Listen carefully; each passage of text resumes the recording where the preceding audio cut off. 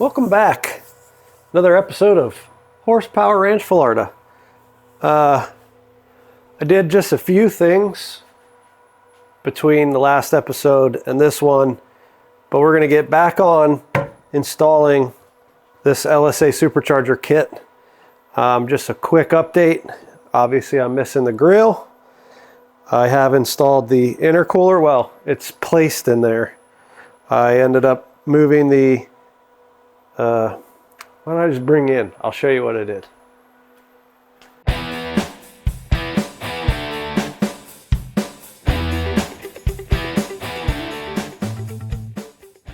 So you can see a few things are different. If any of you cared to pay attention to the video where I installed the transcooler, I have moved it. So transcooler now is in front of the center support that's back here.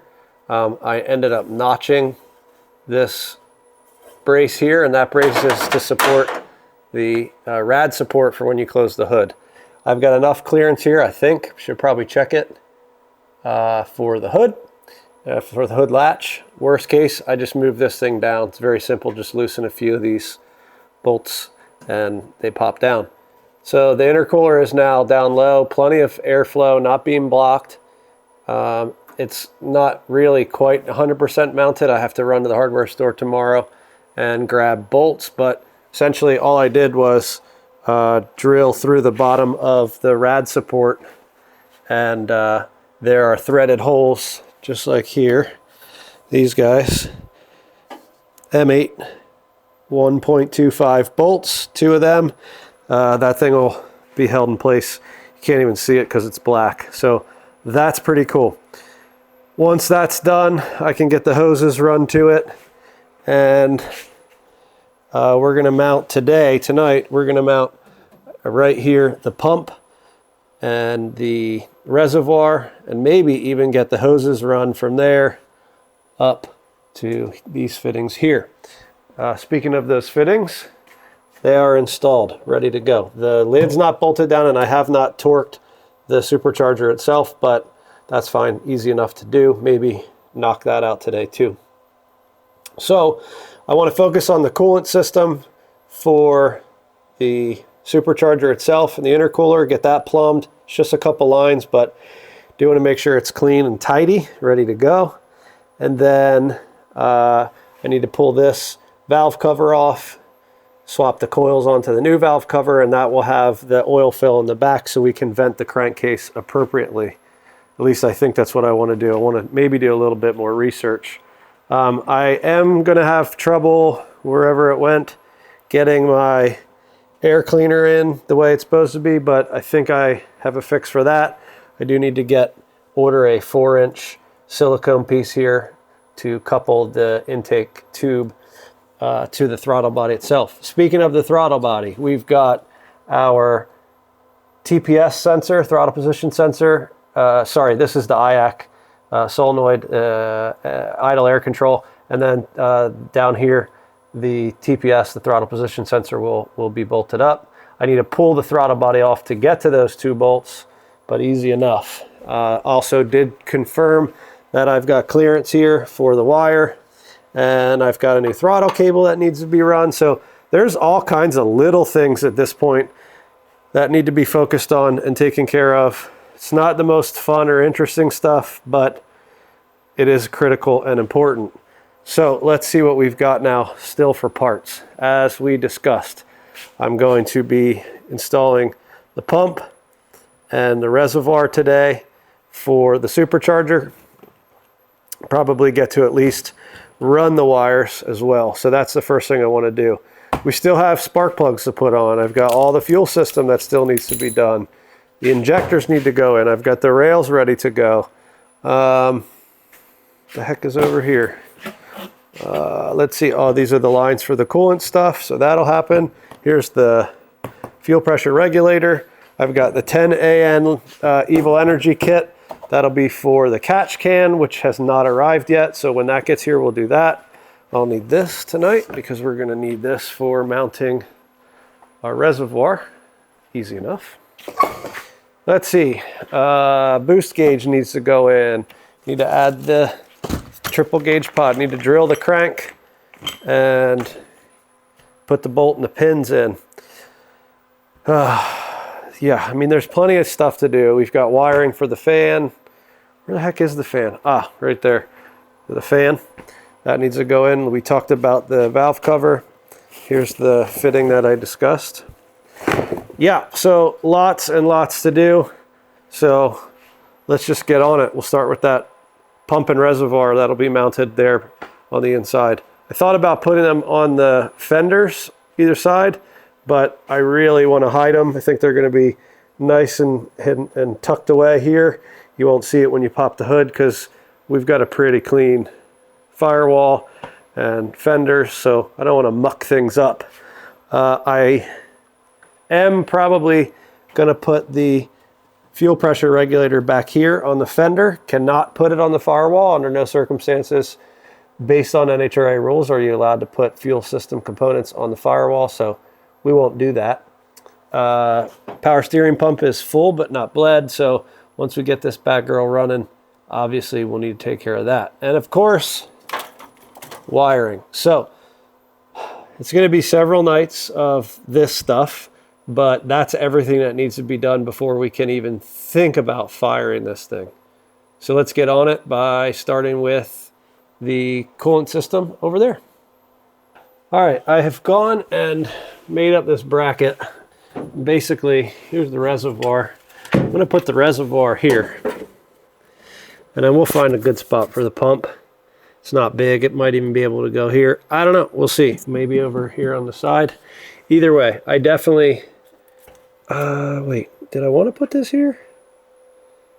Maybe not. Maybe I should put the reservoir over here. Yeah, I think this is a better option here because I need to be able to get the hoses from to and from this tank without having big bends and swirls and swoops. Here would be fine to come from the engine or from the blower into here, and then out of here and into the intercooler becomes the problem because it's real close and that's pretty thick and heavy hose. So if we go over here, I can still swoop from the blower, kind of get it nice and clean right here, and then I can mount the pump. Well, shoot, no, it has to go into the pump first, you idiot. So I'll put this here and the pump here. That's fine. I'll probably regret it, but anyway, what I've done is just made this bracket, which will go like this on the bottom of the reservoir. And then I've got two more holes that will put nut certs in the side of the inside of the fender here, and this will all just go like this. And I think that'll be pretty perfect, actually. I could even go down here. Yeah, maybe I'll do this, actually. We'll go down here and we'll tuck this right there. I think that'll be really nice. I can still get to my grounds if I need to. I can still get to the headlight plug. It'll make it so pretty nice to get to the pump. So let's grab our silver Sharpie and we'll throw this guy right here. Let's take a look at that from over here. Those marks, make sure they're not totally crooked. Yeah, pretty good. So, first things, I need to drill these two holes out and then grab the riv nut tool and pop them in there. There's nothing behind there, so that's pretty easy.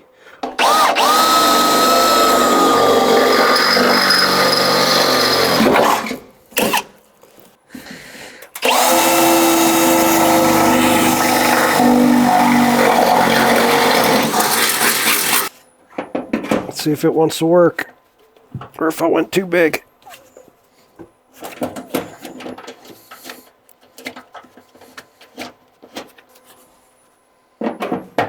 Yeah. These should be 10 mil also. They are. I do believe that this Edelbrock tank is supposed to come with a bracket, but I also believe it's used or sitting on a shelf for a very long time, but it's going to do what I need it to do, and that's be a reservoir. Maybe sometime we'll upgrade to like a aluminum tank or stainless tank, something like that. That's bigger, and I don't know. This will work fine. I used the same. Well, it was a Magnuson kit that I had, but I had a 2010 Camaro that made gigantic power. So much power it was stupid on the street and made no sense to keep anymore. But I used the same style reservoir for that. I think this is bigger than the reservoir in the CTSV, which is like that big around. So we're going to mount this pretty low down here, actually wire it from the bottom. So let me just mark a spot for the mounting hole. Then we're going to drill that out. I might even just self-tap that. I think it'll be fine. We're going to mount this pretty low down here, actually wire it from the bottom. So let me just mark a spot for the mounting hole. Then we're going to drill that out. I might even just self-tap that. I think it'll be fine. And then essentially this thing will go down here. I don't know, can you see that? Yeah, okay. So we'll come out of the tank into here, out of the pump, and into the intercooler. And then out of the intercooler and into the blower. And then it'll come back here to the tank and dump back into the top of the tank. So that way, if there's air, we're pulling everything from the bottom where there is no air. I mean, eventually all the air will get bled out once I crack the lid, but just in case. So let me grab a self-tappy tap and we'll put this guy on. Okay, a little bit of tension so I can still turn this, get it where I want it to be, and then drive it home, and I can still get to all the wires for the lights and everything else that I need to, if I need to, when I need to.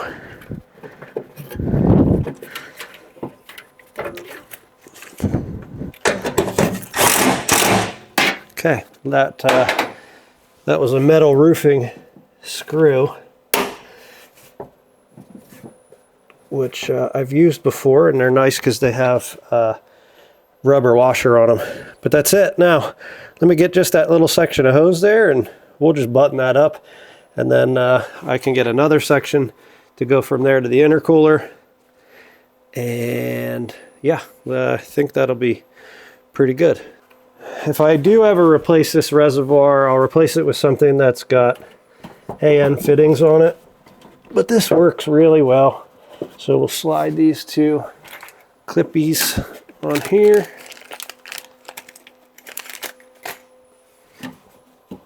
I think these are the right size. And then I've got a crimp tool for these, which is also for plumbing. And I may, just may need to take the reservoir off just to get that hose on there, because boy, oh boy. Nope, I got it.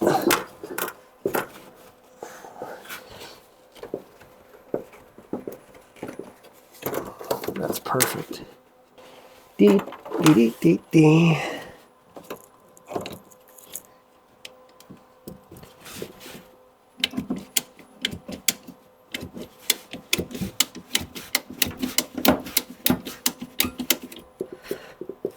All right. Of course, I put this on upside down. We'll find out. If it leaks, we'll replace it and waste a ton of coolant and whatever else. Hopefully it doesn't leak.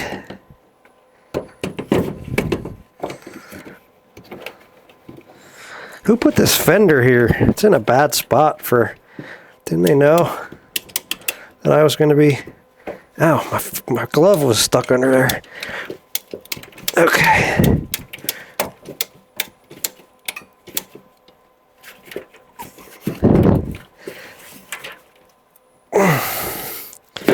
Okay, there is also, by the way, a small light. Well, here, I guess I'll show you how this works. Basically, these clips, these clamps have these tabs on them, and that fits in here. And then as you crank down on this, it tightens that, and then when that thing lights up blue, I'm not sure if you can see that or not, there you go. That tells you that it's as tight as it's going to be. You turn that little handle knobby and it pops back open. I think we're going to be okay. I reckon there's just one way to find out, huh? But that's fine. So now we're going to come out of this and into the top of the intercooler, but I need to drill some of those holes, the intercooler holes, a little bit larger for the bolt. I don't have the bolt yet, as I mentioned. I need to get that from the hardware store tomorrow, but I can at least, you know, rough in these lines and then get everything set. I don't know how the heck. I think I'm just gonna have to use regular hose clamps up front because I'm not gonna get that tool in this really tight spot. So that's fine too. No big whoop. Oh, there it is, all plumbed. No coolant or anything in it, but and I may actually shorten this hose up just a smidge, but these are gonna get cleaned up. I probably put a little shrink tube around that. That's easy enough. Just pop those off, slide it on, shrink it up, just to hold them together and keep them clean. I've got the rad back bolted in, so all this is exactly where I want it to be. I was able to come out here. I did put a 90 in down below. I know some of you are going to say, you shouldn't do that, blah, blah, blah, whatever. It's fine. Trust me, it's fine. Okay, so we're all good to go. We're in and out of the pump, in and out of the tank, in and out of the intercooler, in and out of the blower itself. Yes, I also realize that I still have to torque the blower and bolt and torque the lid, but I can just put a little blanket down, torque the supercharger, put the lid back on, and we'll be good to go. So that's as far as I'm gonna get tonight, but we made great progress, so see you tomorrow night. It's a new day, and we're back on the blower LSA supercharger on the square body pickup. We got all the plumbing wrapped up yesterday. I did go this morning to the hardware store and I picked up the hardware we needed to mount the intercooler. It's done. I technically could fill this thing with coolant right now and test the pump. Still have to wire the pump in, but I could test it. But first I need to torque down the blower and the lid, so that way I know I'm not going to have to pull it off and disconnect hoses and all that. The other thing I'm going to do is shorten this one down. Not super pleased with a little bit of a kink that I have here, and then probably wrap both of these together in some you know, loom, and maybe shrink wrap the end. So anyway, let me take care of that real quick. I gotta bust this clamp off, shorten that up just a little bit, get this clean, and then we can jump on torquing that down. I just resealed the neck, the water neck, since I twisted it and removed it and turned it. It's all sealed back up again, so that's curing and doing its thing. So let me do this real quick, and then we'll jump on torquing down the blower and the lid. Well, I decided to go ahead and just remove the lid. I've also gone ahead and wrapped both of the hoses we just installed in nylon loom. I got them taped at the end.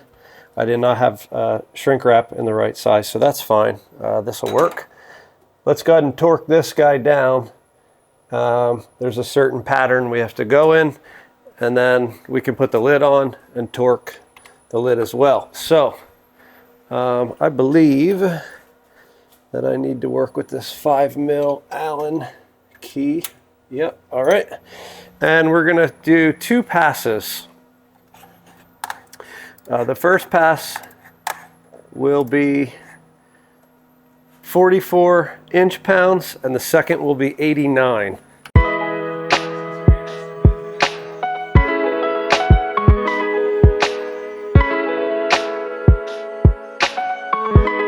Ah, shoot.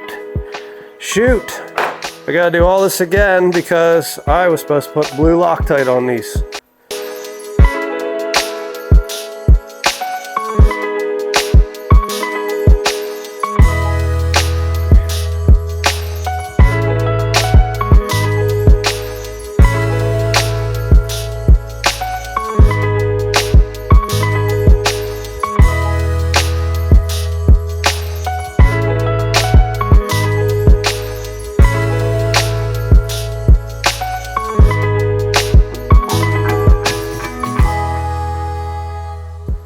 Yep, line up our two lid dowels. There's the front one.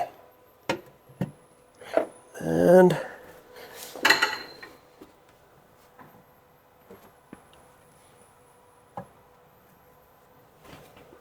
okay, let's see it. There it goes. Okay, that brick gasket O-ring really whew, she pops that thing up a little bit. So we need to get these bolts 1, 2, 3, 4, 5, 6, 7, 8, 9, 10, 11, 12, 13, 14, 15.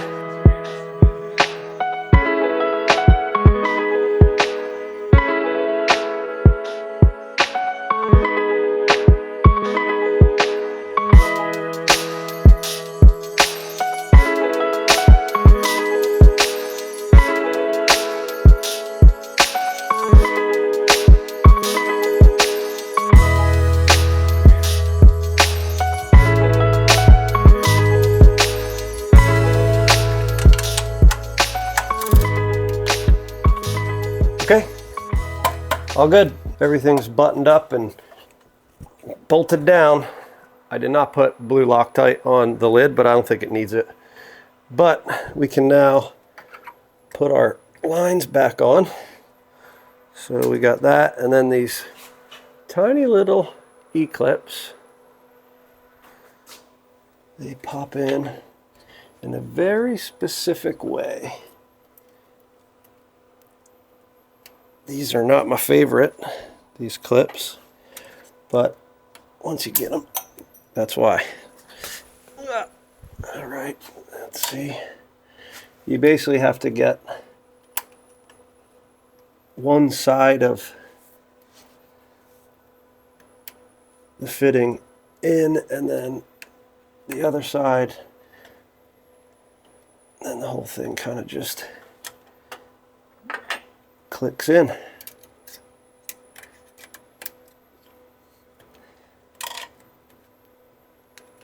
Oh, not like that.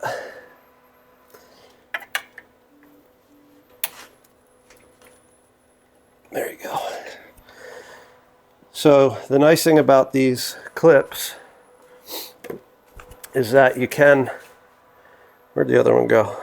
Here. They're a bit of a pain, but hopefully the camera cooperates here. I don't know that it will, but anyway, on these fittings there's a wide groove and two not so wide grooves. You basically just put it on the not so wide groove and then work it around till it clips in. I mean, that's the theory.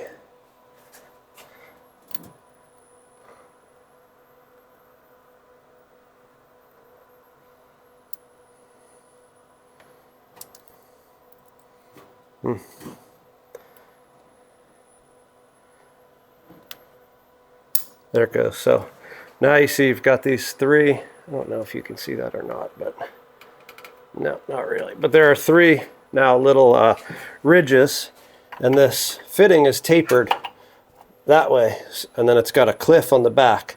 So we can snap it on there with the clip already installed, and it won't come off, but you certainly can't take it off without removing the clip. Like I said to you, these are just PEX crimps. This is a 1 inch to fit over the 3/4 inch line. Bloop. It's exactly what's shipped with the kit. And I just realized to put those on backwards, so that's great.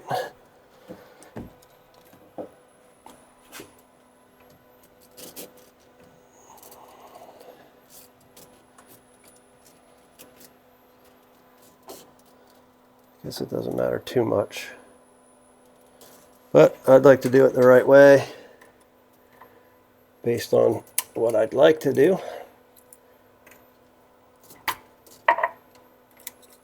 Now's the time to fix it instead of filling it with coolant and wishing that I did it the other way. There we go.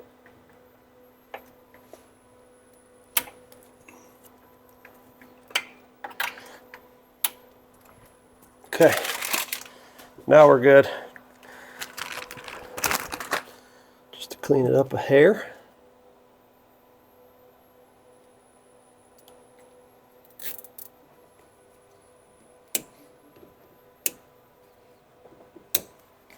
That's good.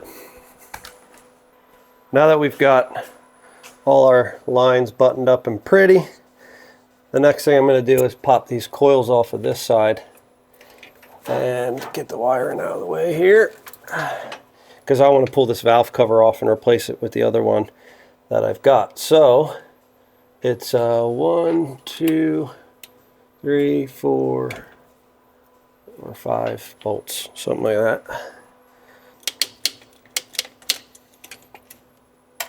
Perfect. Coils free. Now I need to get this 8 mil.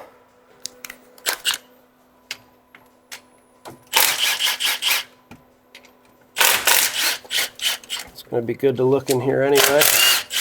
Not that I have any doubts or anything about it, but you know, I have not taken these, at least I don't think, I've taken these valve covers off since we built this thing.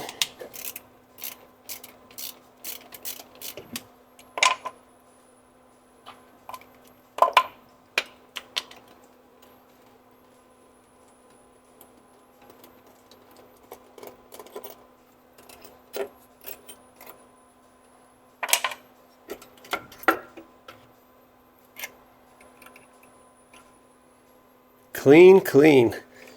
Let's just double check some things.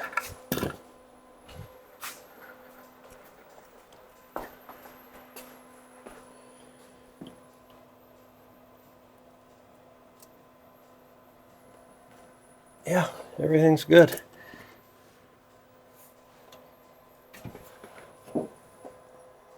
Very, very nice. Just as clean as it was when I put it all together.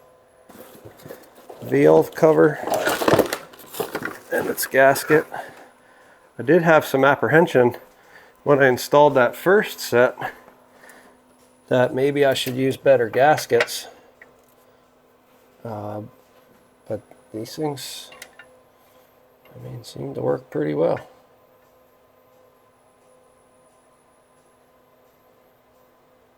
So we just go around like we did for the throttle body. Remember, you don't want to start at one end and then go completely around, but once you have it seated, just make sure you get this pressed all the way in. Otherwise you'll have a bunch of extra sticking out of one end and it stretches and does funny things. But once you get it started, you're good to walk around it and make sure it's all seated like it needs to be, which it is now. So this is going to give us this oil fill in the back. Not that we're going to fill oil through it.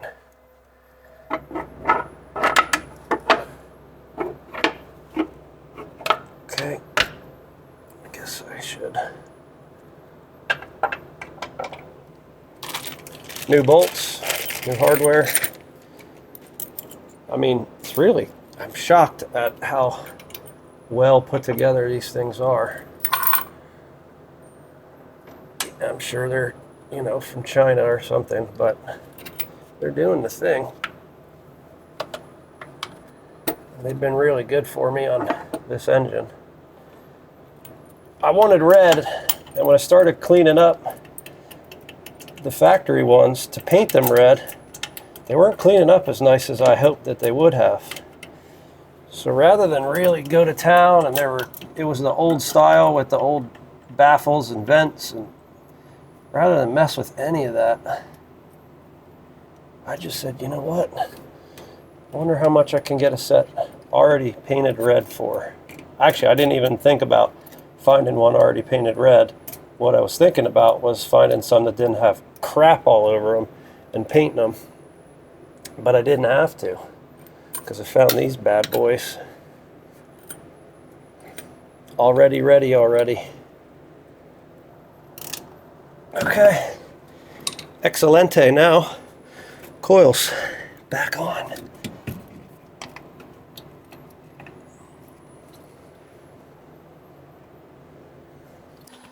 Coil pack is back on.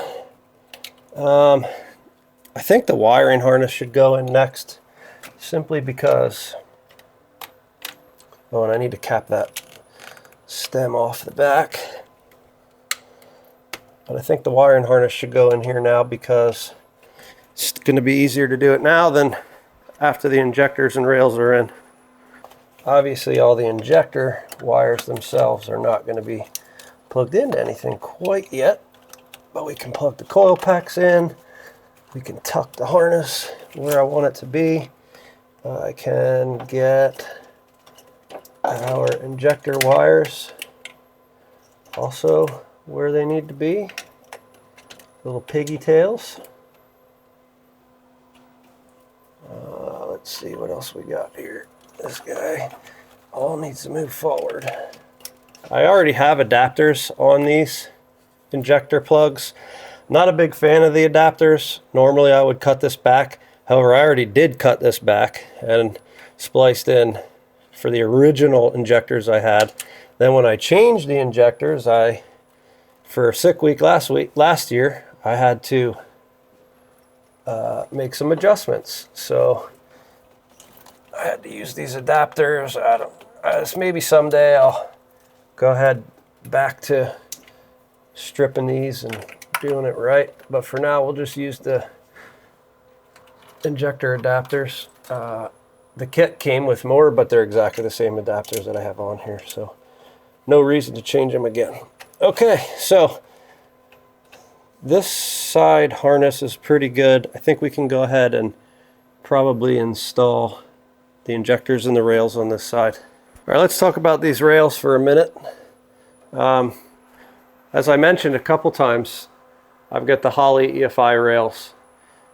They do not have the clips for the injectors like the factory rails do. That's fine though. They mount obviously a bit differently. So you've got these ear tabs, and they go on here, and then they bolt to the top of the blower. So these are specific to LSA. Each port has, or each injector location has additional ports. You can do all kinds of crazy stuff with pulse timing and all kinds of stuff like that. Anyway, then there's also a fuel port, front and rear, for inlet, outlet, crossovers, all that stuff. We're going to do things with a Y, feed both of them independently from one fuel line, and I want to do that from the rear. So for now, we should be able just to go ahead and pop these in. Make sure that they look all right. Ooh, I already see a problem. So I'm not going to be able to come in from the rear. There is a plate on the back of the blower. So I already need to change my approach and put a plug in the back because it will not fit. So fuel line is actually going to come into the front. Not a problem. It's really not. And this is why you can't do crossovers on LSAs, but that's fine too. So let me get a plug for the back. We have to put that on now. I have one that came with the kit. This little plug just goes in the back. These are pretty versatile in terms of the way you can mount them, because lots of people do different things. So we'll just make sure that's nice and tight, and it is. Then we've got the hardware here.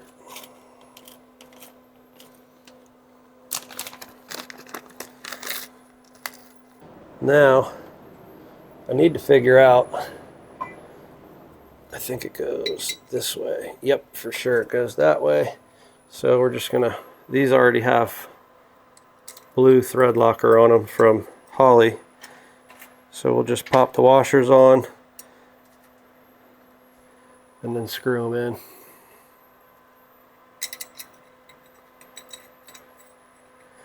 Let's just double check that. Yep, we're good.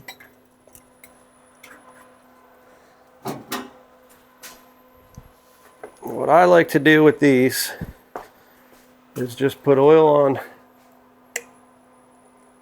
a rag, and then you just get a little on your hand. You don't need a whole lot. You got 2 O-rings, red and a blue one, top and bottom.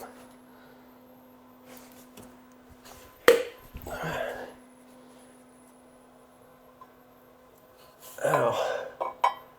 Go out on a limb here and say we should put them in first, in the intake first, or the supercharger. Let me see if I'm correct about that.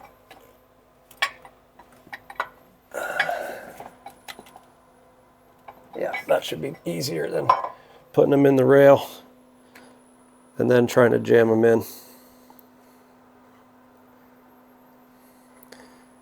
There's not a lot of room there, so.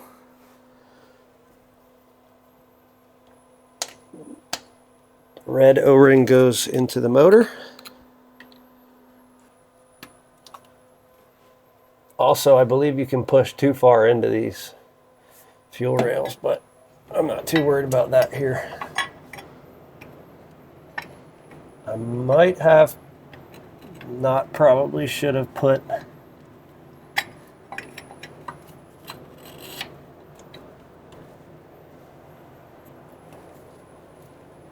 these tabs on first. I don't know. I mean, they're in there.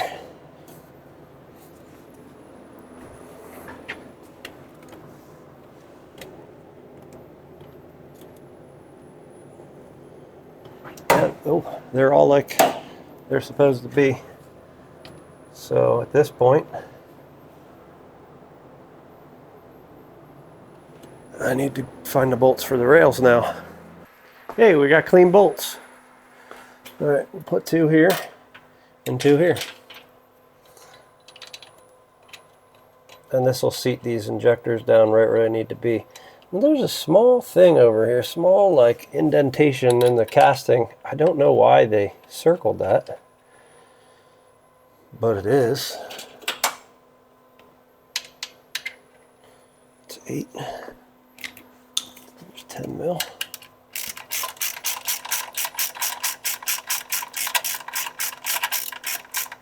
I imagine these lips are these pieces on the back that don't allow you to bring the fuel in from the back are here so that if you have an accident, maybe it protects you from getting fuel and fire through the firewall.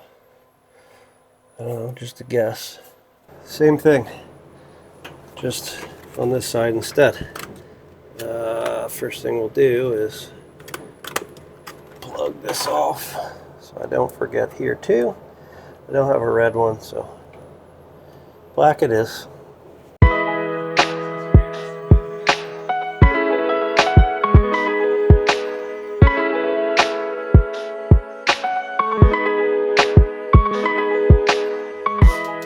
There we go.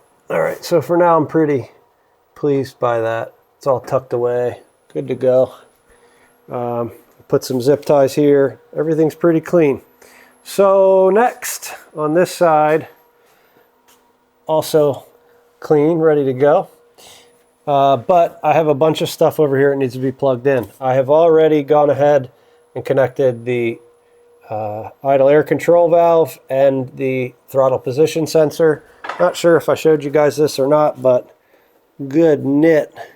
That is close. Let's see if we can see that here. It's not touching, but it's close, and that's okay. So we're good there. Sometimes you have to take a carbide bit on the bracket or modify some other things, but we're good. That's ready to go. So this kit came with two wiring adapters. We'll talk about this one first. This is to go from the MAP sensor that was in the intake initially, wherever that is, down here. So the MAP sensor here is in the rear of this, and that would plug in there just like you expect it to. But the 3-bar MAP that you use on a blower, manifold absolute pressure sensor, needs to be adapted because I don't even remember where the heck the wire went. Oh, it's back here. Right here. This is the wrong plug for this sensor. It does not fit. Okay, so in order to make it fit, we'll connect this handy dandy adapter, which is awesome. And then the other end of that plug connects to the harness. This piece should plug into this piece, and we're done. So let me connect all this, clean it up, and then I need to figure out also, come back. This wire is for the fuel pressure gauge that's inside. So this, I believe, I don't know, I might put it on the outside of the fuel pressure regulator, which I'm going to mount over here. So let me get on adapting this, and then the other adapter, this is for my mass airflow or MAF sensor. It's a 5-wire plug that I extended because it was needed to be pretty long for the air intake tube. But inside the mass airflow sensor that gets used on this normal truck harness, so that's here, there are 5 wires like we talked about. Those 5 wires are to meter the air that flows through the air intake tube, and also the air intake air temperature, IAT. So there are 5 wires for that, 3 for the airflow and 2 for the temperature. But this harness only supports 2 wires for temperature, and what really matters is the temperature inside the blower itself. So that replaces the sensor that's in the MAF sensor itself. So we're just kind of separating them out. So if we look, here's the temperature plug for the temperature sensor on the blower. And here is this plug that will connect to the MAF itself. And then this one is 5 pins, but you can see that it splits out. So 3 for the MAF itself, and 2 for the temperature sensor, which is right there. So I'm gonna at least wire all that up. It's like way longer than it needs to be, but that's fine, I can deal with that. And of course this is pretty long too. No big deal. We'll wrap it, tuck it, clean it up, and then I have to figure out what to do about my air intake. But before I do that, I need to put the fans on. I don't think I'm gonna get to the fans tonight. We've done a fair amount tonight already, so that's okay. At least I'll have this stuff buttoned up, wired up, and then tomorrow my plan is mount the fans, which I'm not really looking forward to be honest with you, but that's fine. And then over there, mount the fuel pressure regulator and extend the wire for the gauge inside. So let's get on the wiring, and then tomorrow the fans, the relays, which I have. Oh, I also need to wire up the pump for the coolant through the blower, and then of course, like I said, the fuel system. So that's all for tomorrow except for the wiring, which I'll do now. That's pretty much it for tonight. I'm kind of beat. I'm gonna go inside, watch a little TV, but we'll get back on it again tomorrow. So see you tomorrow. Here we go again. Another continuation of the LSA supercharger installation on this here LQ4 in my 83 Silverado, hopefully in preparation for sick week. Fingers crossed we get off the wait list. Anyway, I've done a few things off camera. Quite frankly, I just wanted to do some stuff without shooting it. But I can give you a recap. The fuel system is done, minus fine-tuning the fuel pressure on the regulator and putting this screw back in that I just realized is still here. But all the lines are run, return, supply, up to the rails, the whole deal. It's not perfect. I do want to grab a couple different fittings and clean a few things up, but for now, I'm happy with it. Yeah, everything's wired up with the exception of the mass airflow sensor because I need to figure out my intake tube. So last night I told you we had to take care of the fuel system. Check. Now we're going to move on to this fan, and I've already done a bunch of prep work, and I'll show you. It's very simple. So this thing, Amazon special, no idea how good it is. The reviews were pretty decent. I think these are the same exact fans I'm running on the dually, and they seem to work pretty well. I think it was like $106. I did get another fan that a bunch of guys suggested on some forums and Facebook groups, which is like a 99 to 03, something like that, Ford Windstar fan. If I can avoid using that, I'd like to. I think this will be pretty decent, and I could always upgrade just the fans to like a Spall fan if I wanted to in the future. But for now, we're going to put this thing right on here. It came with all the relays and everything we need. So let's go ahead and drop this thing in. It's very, very simple the way that they've done this, which is why I bought this thing. And it came pretty quick, I guess, for what it is. So I'll spin you around. You can look at the back of the radiator. I've already gone ahead and drilled some holes and done some things. So let's take a look at what we're going to do.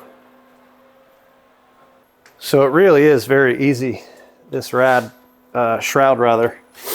And essentially, because it's tight down here with the accessories and the cross member, I'm just going to put self tappers in the bottom. But up top here,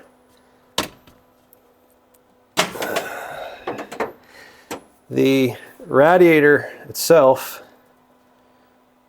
there we go, has a lip here on the top, sort of a trough. Usually this is covered, what is it? Oh, by the shroud. The shroud would bolt up here, and it would cover. We're not running that shroud now, which is fine. So I was able to drill through the sort of trough front and back tabs, and then we're going to pass a bolt through. But I need to grab a couple quick washers. Here we go. And essentially, this guy just, the washers aren't going to work actually because it's too tight, but that's fine.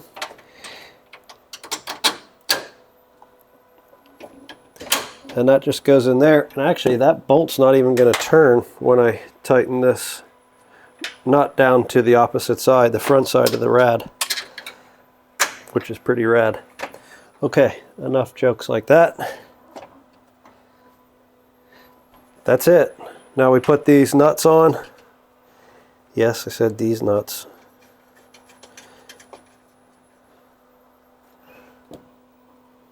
And let me grab a wrench.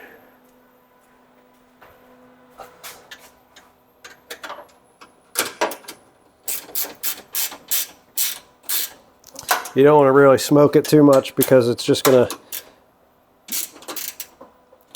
bend the radiator tabs together. But I am using nylock nuts, so we want to make sure we pass through that. Perfect. Now down here, like I said, I'm just going to actually just drive some self tappers through that, because why not? But before I do anything, let me get underneath and make sure that I'm not going to drive that right into the radiator itself. if I can find where this belongs.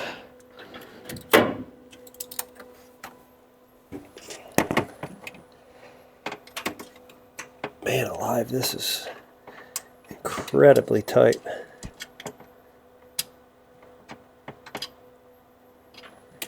Shoot.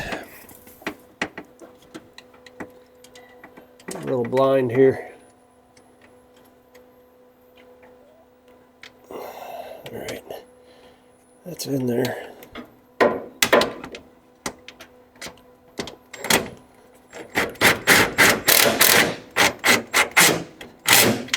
Alright, I don't see any coolant leaking out, so I don't know, must have been somewhat successful.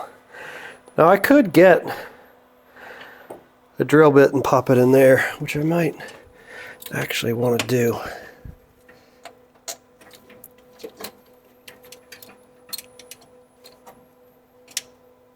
Yeah, I think that's what I'm going to do. Just a little baby drill bit with a hex head on it to go into that impact, 90-degree impact. So I have these drill bits that have these like hex heads on them. Might be okay.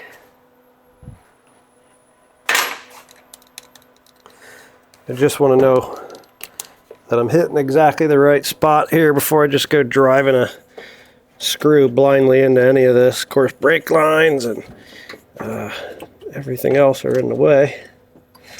Yeah, I can't even get that if I wanted to, actually. Okay. Well.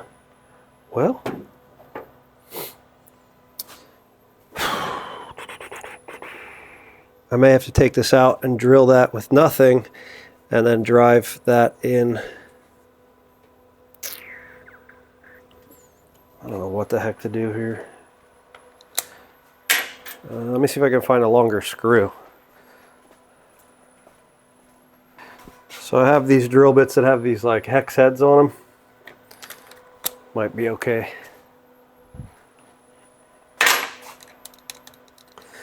I just want to know that I'm hitting exactly the right spot here before I just go driving a screw blindly into any of this. Of course, brake lines and everything else are in the way. Yeah, I can't even get that if I wanted to, actually. Okay. Well.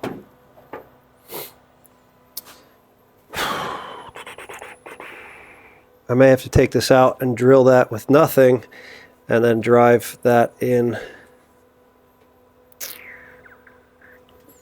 I don't know what the heck to do here. Let me see if I can find a longer screw.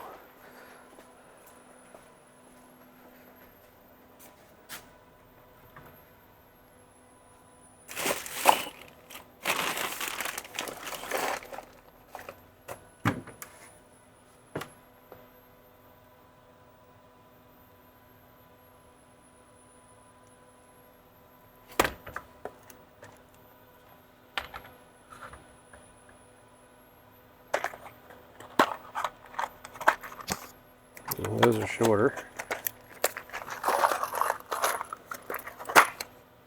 Those are tiny. Oh, here we go.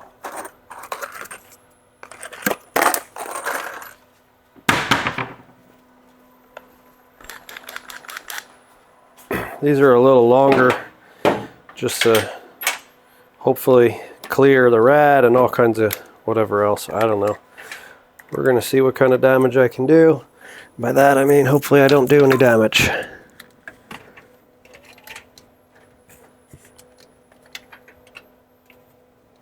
All I need to do is get this thing started.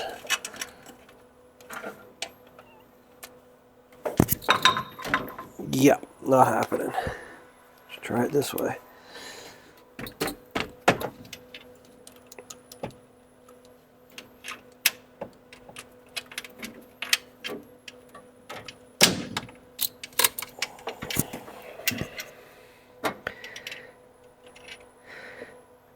The other thing I could do, actually, that is what I'm going to do.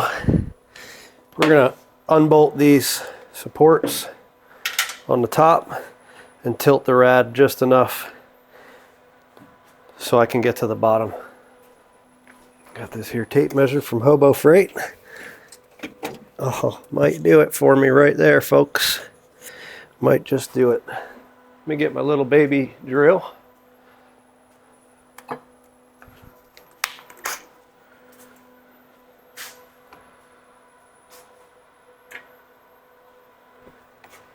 Let's throw this guy in here.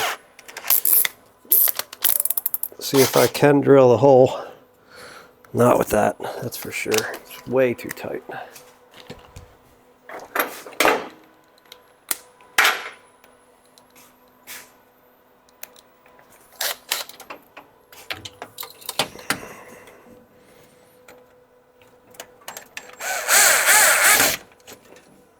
Oh yeah, got it. Now, see if I can use the same short screw instead of the long one.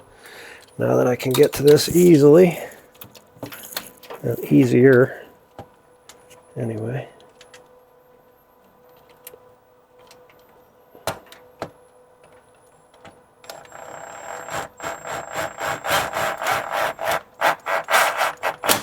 Yep.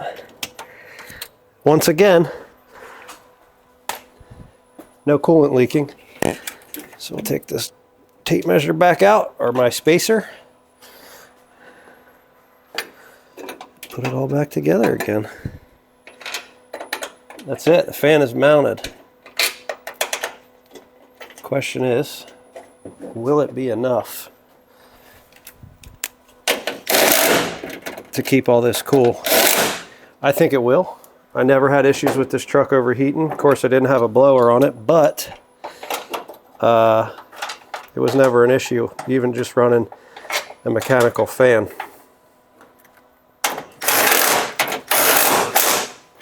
So I'm happy with that.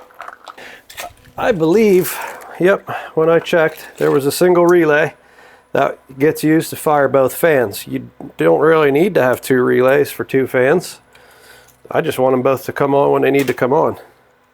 So, pretty straightforward, really. And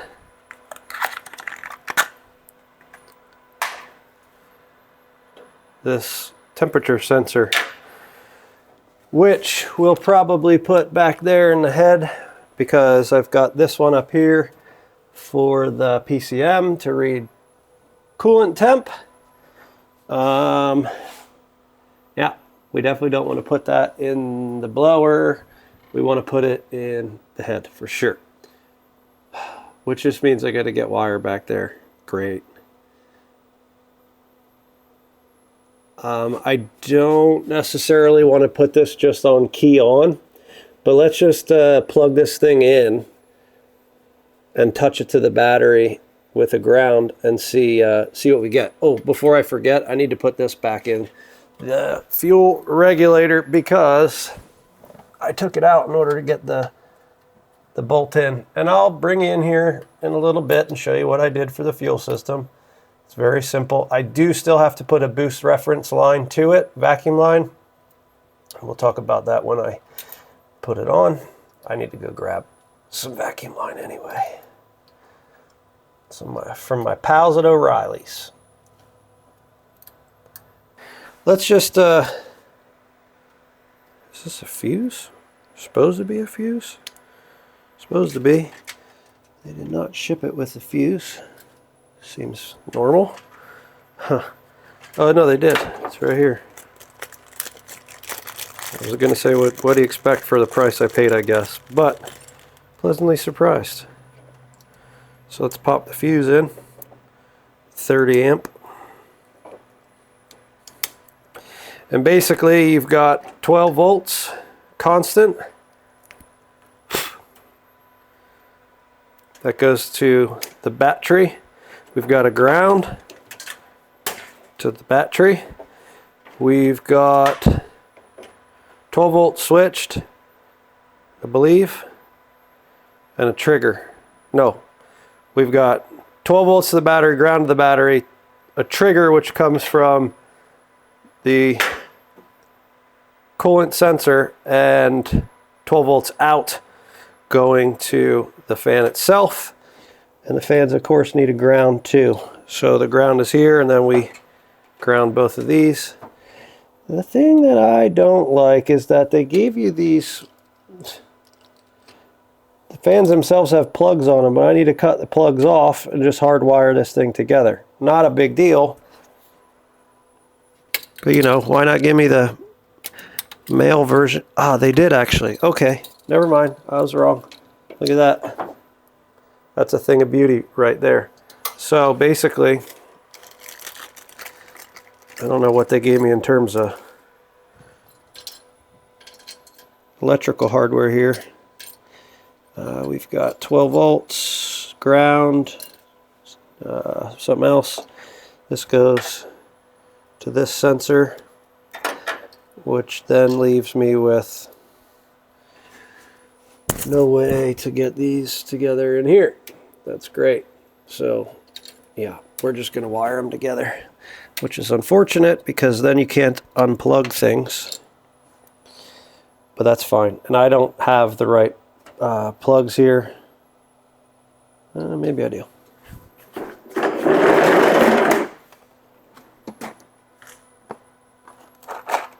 Alright, so I do not have the appropriate fittings to go inside of these plugs, but that is totally fine. What I do have are these shrink connectors available in spade, male and female spade, that I can together and get both the positives and the negatives all tied together. Super simple.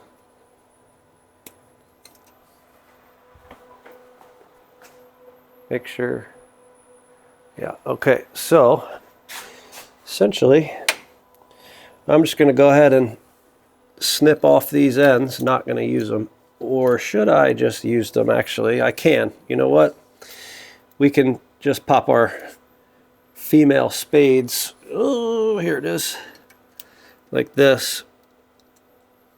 I just need to build a little baby harness. Yeah, perfect. Then we zip tie all these together. When I want to unplug them, you just unplug them. Maybe that's the way.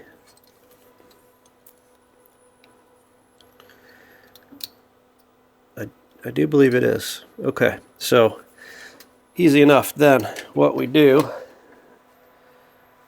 is first figure out what wires are what.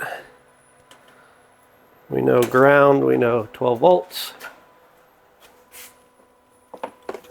What we don't know is trigger, and I could look it up and figure it out, but just as easily I can do this. Let's put red on the battery for 12 volts. Doop. And try not to touch anything metal. Okay. We will put black as ground, so I believe that's what the harness itself has. And doot. Let's keep that over here. Then we've got white and blue. I'll use yellow to white.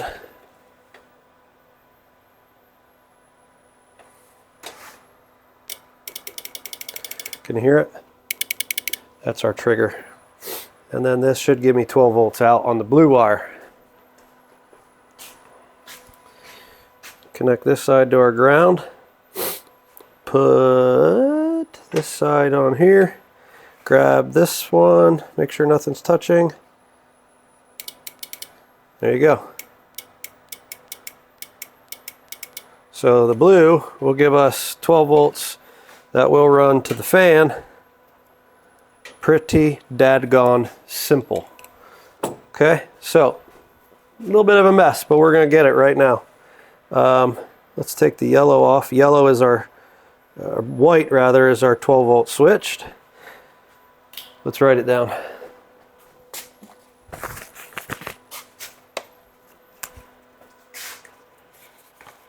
White 12 volt switched. Red 12 volt constant. Blue 12 volt out, and black, ground. Duh.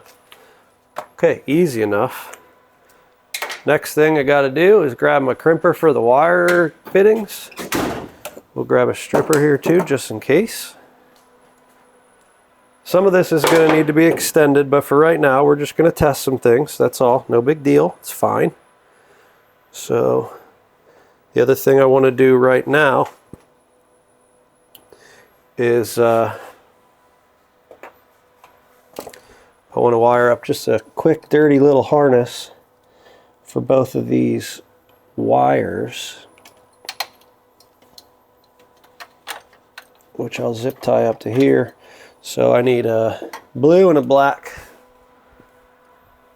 short piece. Red wire back up. Let's connect our ground to this eyelet, and let's see if we can make some wind.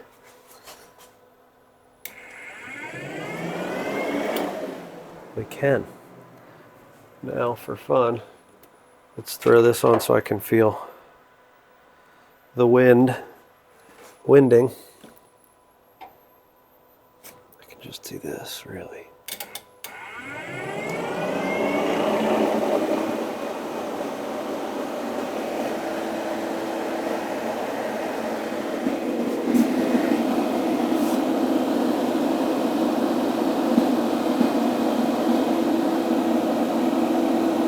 I can feel it pulling it in that way, all the way from the front of the transcooler.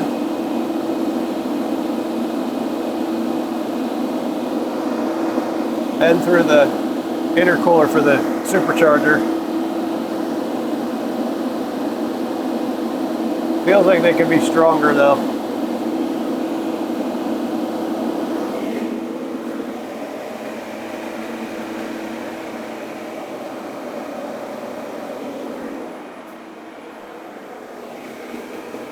I mean, there's a lot of wind moving through that. I think what I'm going to want to do, I believe what I'm going to want to do is actually try to seal this up as much as I can, at least on the top, just to reduce this thing from pulling air where it shouldn't pull air from. That may be as simple as just putting a small rubber flap on there, like a piece of rubber trim or something. Let's get this off before I set something on fire. We know how good I am at setting fires. So, I mean, it works, and I'll just, like I say, make adjustments to putting some rubber or some insulation in here. Easy enough. And then, if I have to, I'll replace the fans. It's not a big deal. All right, let's get rid of the ground. Let's get rid of the jumper wires. And let's start to clean this up and do this the right way. I've cut a small notch in the bottom of this little box. Then we're going to pop this red wire up the bottom. And we're going to cut it about here. Yep. Then this system came with this little guy, and he should fit right on there perfectly. He does, in fact, super, super well. Okay, let's strip this red wire back. It's our 12-volt constant to the relay.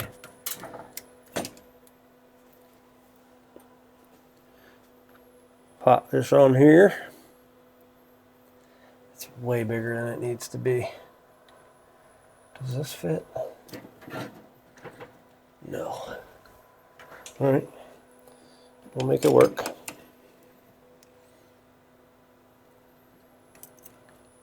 Yep, that's on there.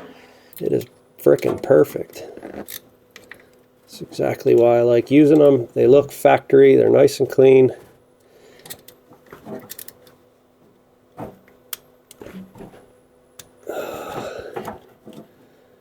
There we go. And it gives us a spot to pull power from.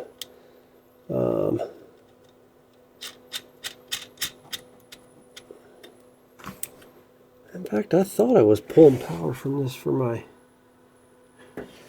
No, I guess not. I thought I was coming into the circuit breaker for the fuel pump with that as well, but I am not, obviously.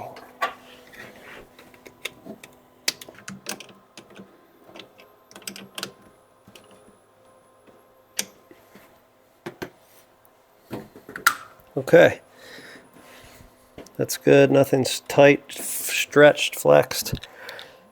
All right, I'm very pleased by that. We're ready to go with the mass airflow sensor. Man, we are like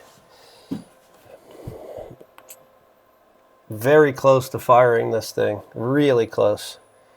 I need to get my vacuum line for boost reference. I could at least start it, make sure nothing sounds bad. I need to tie in the brake booster for vacuum from the snout. I need to check for leaks. I could hook the battery up right now and at least check for fuel leaks. Why don't we do that?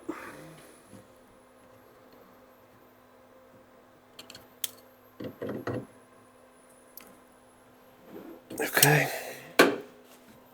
You tell me if you see anything leaking fuel.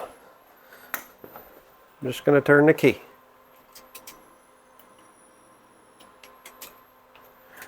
Check my fuel pressure.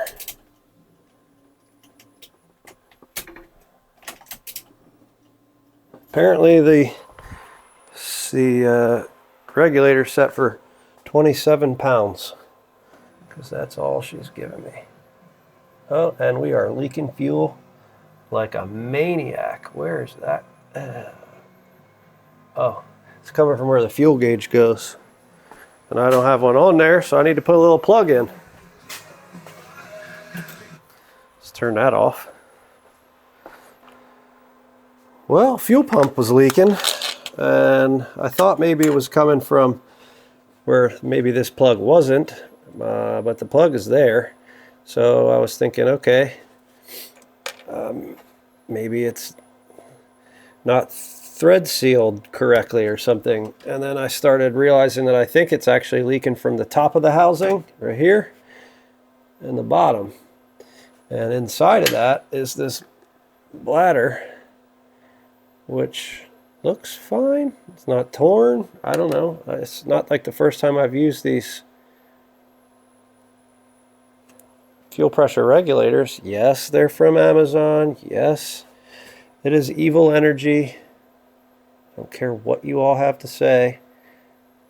I've had good success. So if this is the first issue I've had, I'll take it. But we're going to seal this plug because it did not have anything on it.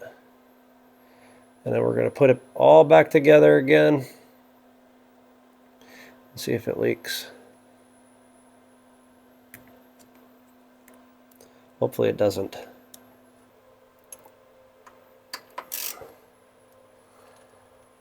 I don't know. I don't need this gauge, I'll tell you that. I was only going to use it because I didn't have a plug, but there was a plug in it the whole time. So we'll put the gauge back. That's a Marshall gauge, got oil in it. The one this thing comes with, the regulator comes with, I do not like. 2 pounds of fuel pressure.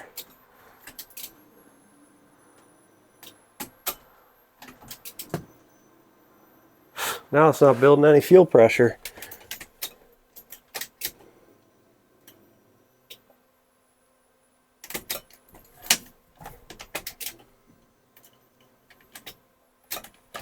What a piece of crap. Huh. Did I spray fuel all over? No. Well, that's good at least. It's not leaking. Then again, it's not pulling fuel in. So, you know why? I'll bet you it was drawing pressure because it was leaking out, and this thing's probably cranked way down to get not a lot of pressure in it. So let's adjust this. Make sure the key is off. Yep. Now let's adjust that thing to let some fuel pressure through, which is easy. First, we need to loosen up the nut, which was already pretty loose.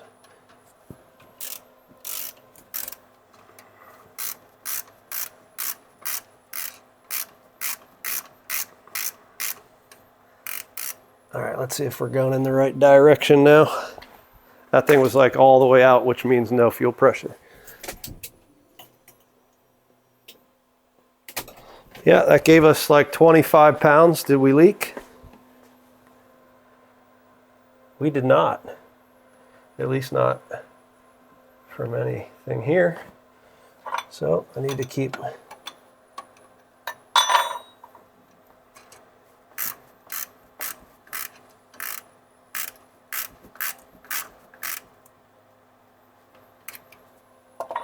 tighten this. See where that puts us. We may have to put the other spring in. I don't remember what the pressures are that thing allows for, but it'll get me started. Let me see where we're at for pressure now. Turn the key a couple times. Ooh, baby. 55 pounds. Yep, 55, 56. We want like 58, I believe.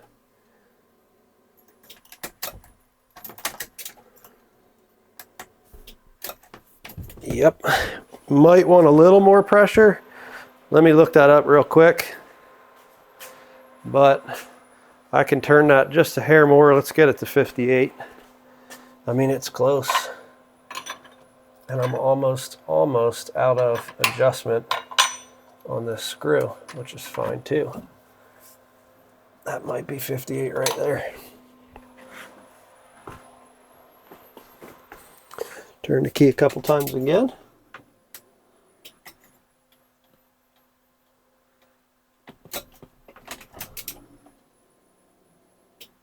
And it's 58, 59, 60, 59. Yeah, it's 59 pounds. Okay, let me look up what an LSA wants, or I can message Lance, but let me just double check. So yeah, 58 PSI, probably fine. I did message him just to be sure that that was a good starting point. I've not heard back, but that's fine. We got plenty to do. So I decided I was gonna try to fire this thing just for the sake of trying to fire in it. And I can't because, well, I tied all this mass airflow sensor wiring up and it's too short. So rather than undo it all, we have to fix this intake tube anyway. So let's take this back off very carefully as to not damage the mass airflow sensor, which is very delicate. And what we're gonna have to do is modify this, probably cut this at an angle like this, a little pi, and that'll let me get this guy where I need it to be. I've already gone ahead and cut off this bracket that they had and folded this one over. So for now it's fine, we can clean it up. But you see the problem, I've got this pi cut here. So if I cut it this way, it'll let me go further in and actually put the filter right here where I need it to be. I still probably need to cut some off at the end, but that's okay. For now, we just need to figure out what we need this angle to be. And really, what I could do is get a 45-degree silicone piece. I ordered a straight one, 2-inch wide, but this is too much. You can see if I even tried to put this on here, it's hitting the alternator. If I do it this way, I mean, I could probably do it this way just to make it run, but yep, that's, what are we gonna pop that through the hood? I mean, that don't make any sense, right? So the straight one's really not gonna do much good for me, I don't think. I could also angle this down, again, just to start it. Let's see what this does for me, if anything at all.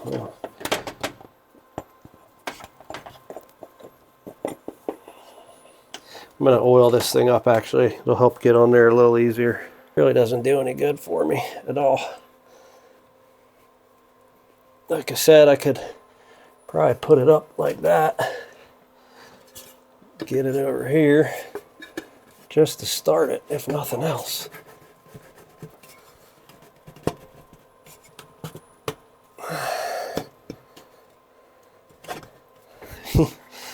At least from here, the MAF would plug in. Yeah, let's just do it.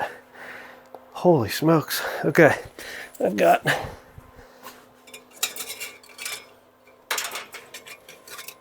2 hose clamps. This is hideous, but it'll work. I just want to fire this thing and make sure everything is good and not leaking. We're not going to drive it. I don't have a tune on it yet.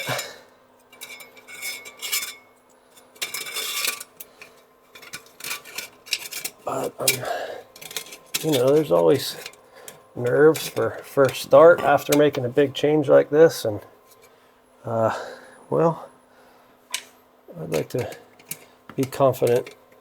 That's the wrong size. I'd like to be confident that this thing fires and doesn't make any noises it's not supposed to make, and if it does, I'd like to troubleshoot them.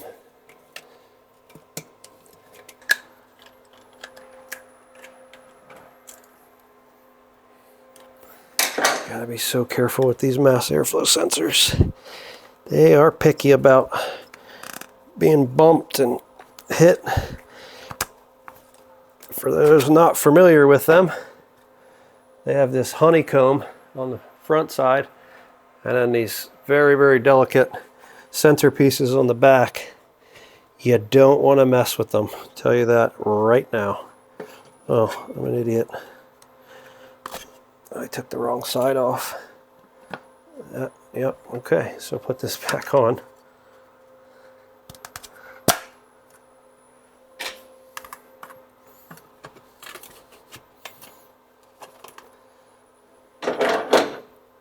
All temporary, just to see if it fires. It definitely will not fire, or if it does, it won't run long, if at all, without this mass airflow sensor in and connected. So it's in.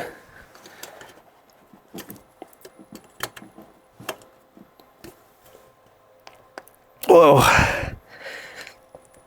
Why doesn't that want to plug in now? Give me a break. Would you?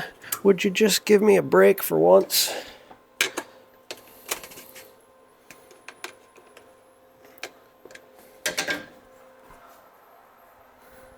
This will fit right here. Okay. A little bigger than I'd like it to be, but it'll crimp down once I do the thing with the thing.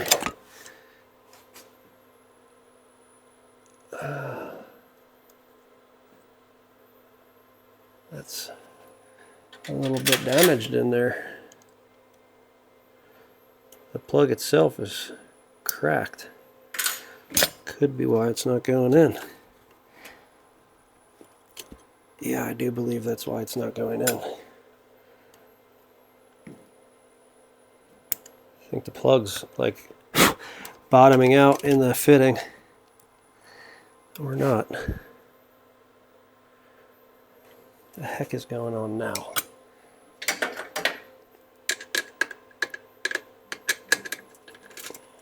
Realistically, I could just rewire what I've got instead of using these adapters, which I'm really not a fan of, but they are so easy. Problem is, I typically have nothing but bad luck with them. Like this, not wanting to plug in. I can't even pull that back.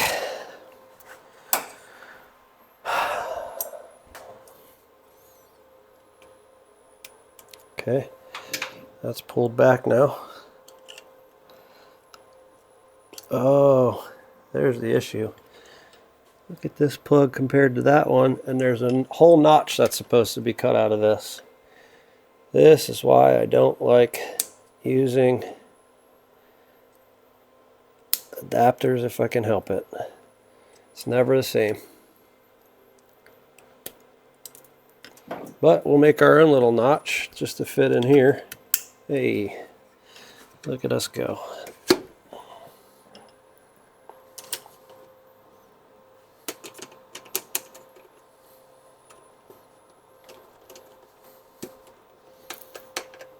Okay. Far from perfect, but guess what? It'll run.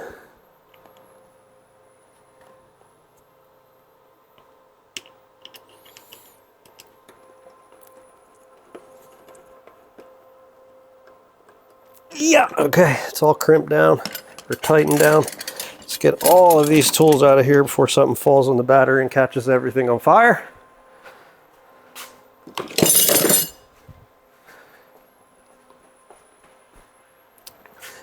Then we're going to see if this thing will start. So a few things we're going to look out for here, and remember, number one, I don't have the fans hooked up, so we're not going to run it for long. Number two, I do not have coolant in the system for the intercooler and brick and the supercharger, so we're not going to run it long. It's not even wired in yet. I do not, well, I pretty much have everything else, but this is not a permanent solution for the air intake, obviously.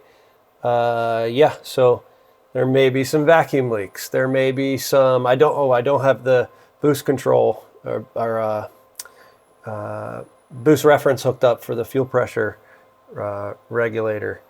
Want to make sure we're not leaking fuel, which I'm going to check again before we fire, just to make sure we've got no leaks. I don't have the brake booster hooked up, so I'm not going to have brakes, and it doesn't matter because I'm not going to drive it. We're not going to run it for long. I don't have a throttle cable hooked up yet. I mean, I do, but it doesn't reach, so I have to put the other one on. There's lots of things that aren't done and buttoned up. Catch can, these things here are not plugged off, so that can make a big mess. So yeah, we're going to just make sure this thing starts and runs. What I'll do is zip tie some gloves to these ports here, just so that they're covered and we don't spray oil everywhere. But other than that, I'm going to run it for a very, very short period of time. Make sure it's not clanking, knocking, rumbling, making noises it's not supposed to make. And that's it. I don't have the right tune, so we have a lot of work left to do, but it's to the point where I can at least fire it and make sure everything we've done so far is the way it's supposed to be. And I believe that it is. So here we go. Let's check fuel pressure first. We got 60 pounds.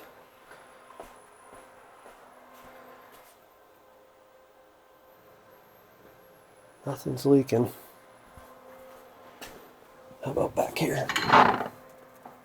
Anything leaking here?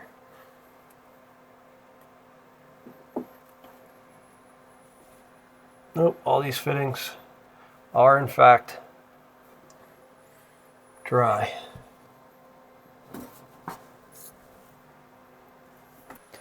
Okay, moment of truth, I guess. Let's turn this radio off. Okay, fire in the hole.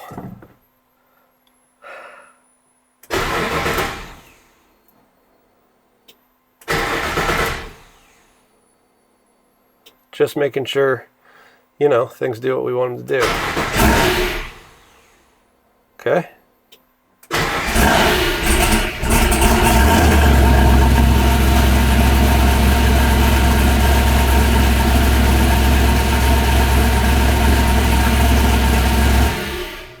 Hey, it fired. It sounds like it's supposed to. And I don't see anything bad. The belt's still where it belongs. I don't feel any fuel leaks, which is always positive.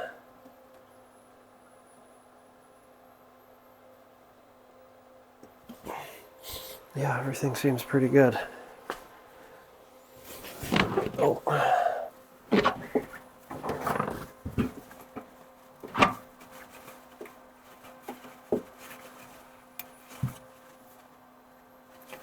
Okay.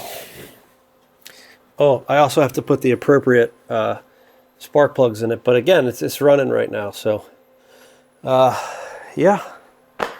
Let's fire it one more time and come out front whilst it's running and just see.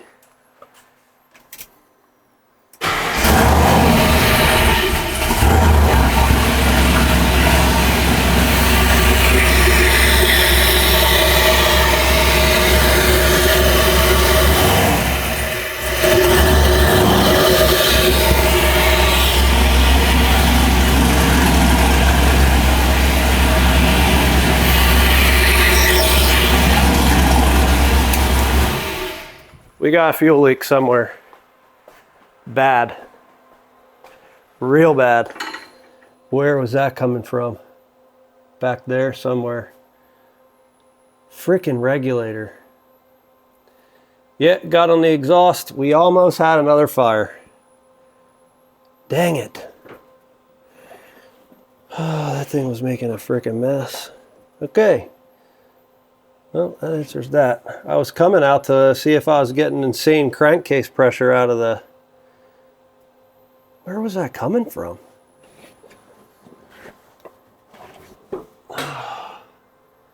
Everything back here is wet. It had to be coming from back here. Dang it.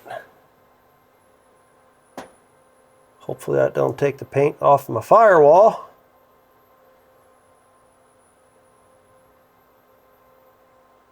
If I don't touch it, it might be okay.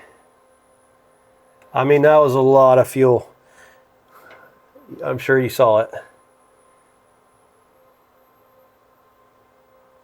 And that air filter, wow, this thing pulls some serious air in. Good knit. I did rev it, just a little bit, and it, you know, it did the thing. So, boy, oh boy. Thankfully, the exhaust wasn't any hotter than it was. I have no idea where that was coming from. So, anyway, it runs. That's good. Now I just got to figure out this fuel problem. And then finish everything else up. So we'll just let this thing evaporate. I'm going to take a quick look at the video and see if I can't tell from the video where that thing was coming from. But I saw fuel going that way in a pretty big way and just immediately shut it off. So it runs. I have determined that the fuel pressure regulator is just jetting all the fuel right out of that boost reference. I hate to say it, but I think in this case it might be time for an air motive fuel pressure regulator. As much as I just said, you know, whatever. I have had bad air motives. I've never had a bad Evil Energy. I did message them to let them know that I almost had another fire because of another fuel pressure regulator. Anyway, I know. I hear you. Stop being cheap. I get it. But like I said, even the $350 regulator, which looks the same, of course, is built differently, have given me problems. Holly being the worst of all of them. So, that sucks.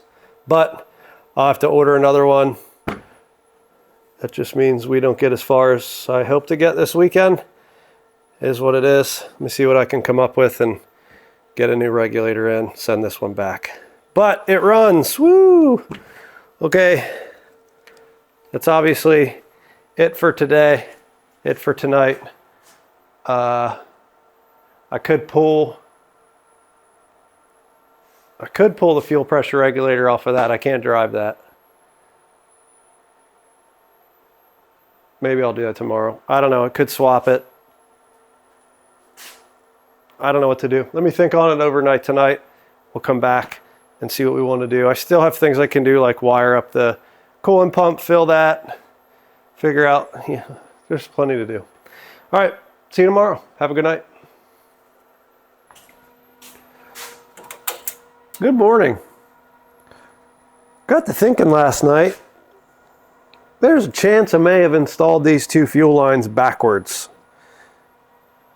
So I might have the supply on the return and the return on the supply, which could explain why that thing started peeing fuel out of the, I mean, it wasn't peeing, it was fire hosing fuel out of the boost reference port on the pressure regulator. So what I'm going to do right now, actually, because it's the easiest, is I'm going to pop the supply, or what I think is the supply, into the regulator off, put it in a cup, prime the pump, and see if the fuel comes out there. If it doesn't, and it comes out of the regulator again, then we know we're backwards. I've probably already destroyed the pump. I also ordered a Motion Raceworks. I didn't destroy the pump. I probably already destroyed the regulator bladder inside. And I've already gone ahead and ordered both an Aeromotive and a Motion Raceworks fuel pressure regulator. They should be here at some point this week. Also, I stopped this morning when I was out for my Wawa coffee, and I got a roll of 5/32 vacuum line so I can plumb in the boost reference. I also ordered the little check valve for the brake booster at 9/16 so I can put this hose on. That's what this hose was for. I asked him last night. Makes a lot of sense. It's perfect. It's for the booster. It comes off the front of the snout. Yeah, and then I think I need to probably tee off of that. How am I going to do this? Yeah, I need to tee off of the boost reference on the front of the blower, unless there's another spot that I haven't seen. But either way, you don't want to come off the snout because that's going to give you straight vacuum. We need to come off the blower or the lid itself for boost reference, and that's also going to go to the gauge on the inside, which I can log. Then I need to figure out how to seal at least the top part of this shroud up to the rad. I mean, it's not going to drive today. Technically, I guess I could drive it today. Just don't have brakes, power brakes at least. But I'm not in a rush. We have plenty of time. I'm not even in sick week yet. So anyway, what was I going to do here? Oh, yeah. Let's take a look at the fuel pressure regulator and see if we're getting fuel backwards. That would be awesome. I'm not going to start it, obviously. We're just going to prime it. And you can tell me if you see fuel come out of here. Try to find the best spot for this cup. That'll work. Okay, let's just hit the key for a second. See where we get fuel.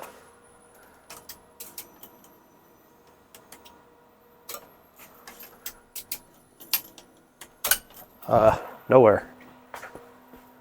Yep, it's in the cup.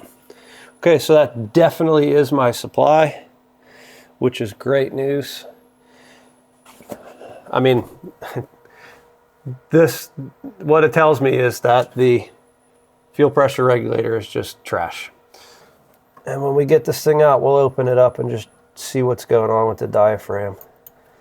Either way, I'm returning this back to Amazon. Never buying them again. And the Motion one will be here soon. And then I'll also replace, oh, shoot. Well, that sucks. Anyway, we'll also replace the same fuel pressure regulator in the blue truck, which isn't running right now anyway, so that's fine. There she is. Because remember, I thought that it was leaking, whoops, from the gauge port. That wasn't the case, but it was leaking bad out of this boost reference port. So let's pop this thing open just for fun, see what we find.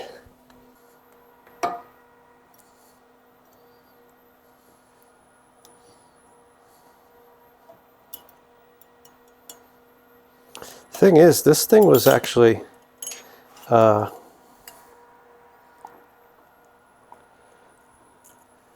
was fine until it wasn't. Like, I ran it a couple times, maybe once, I don't remember exactly, and it wasn't spraying fuel out. Yeah, see, that's all full of gas and it's not supposed to be, obviously. So here's the spring. The little adjuster pushes down on that and creates pressure on this.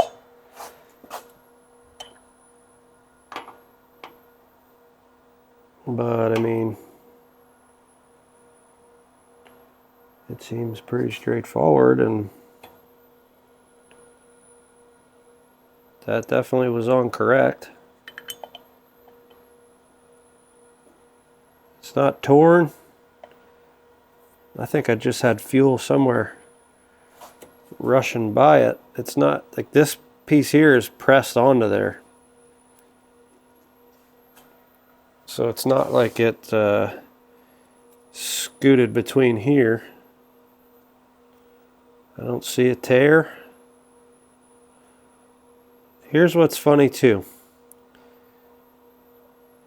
Oh, there's a tear right there. Don't know if you can see that or not.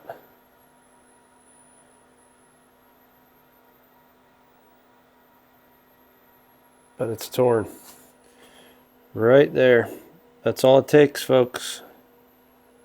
A little tear. And you know, there's little burrs around the edge of this. Huh. Well, okay. Well, that answers that. This is definitely a bad bladder. Brand new. Yeah, look at that.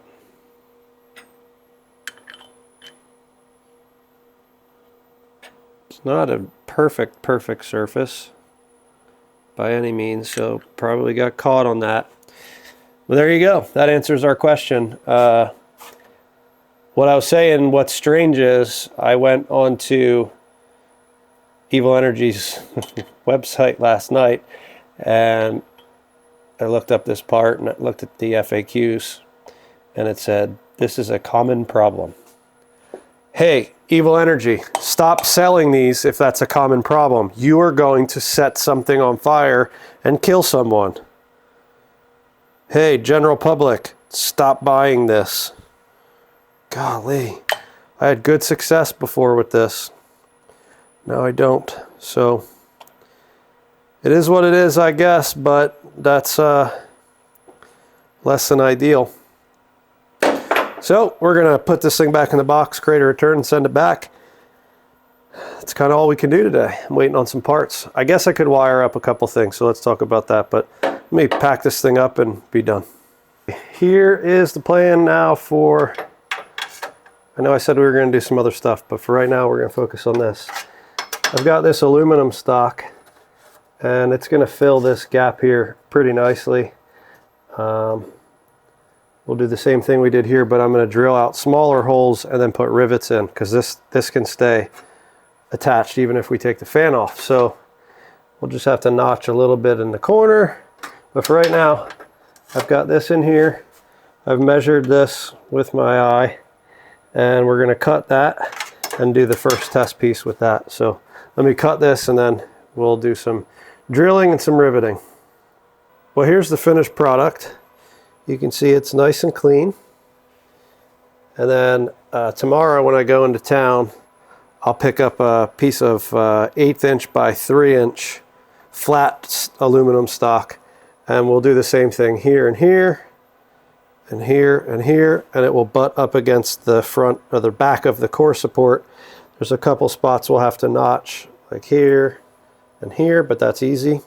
And that'll seal it up even more and pull through. So I put these pieces of paper on the front of the transcooler, which is the furthest away from the fans, and a pretty sizable, I don't know, 4 or 5 inch gap between the cooler and the trans.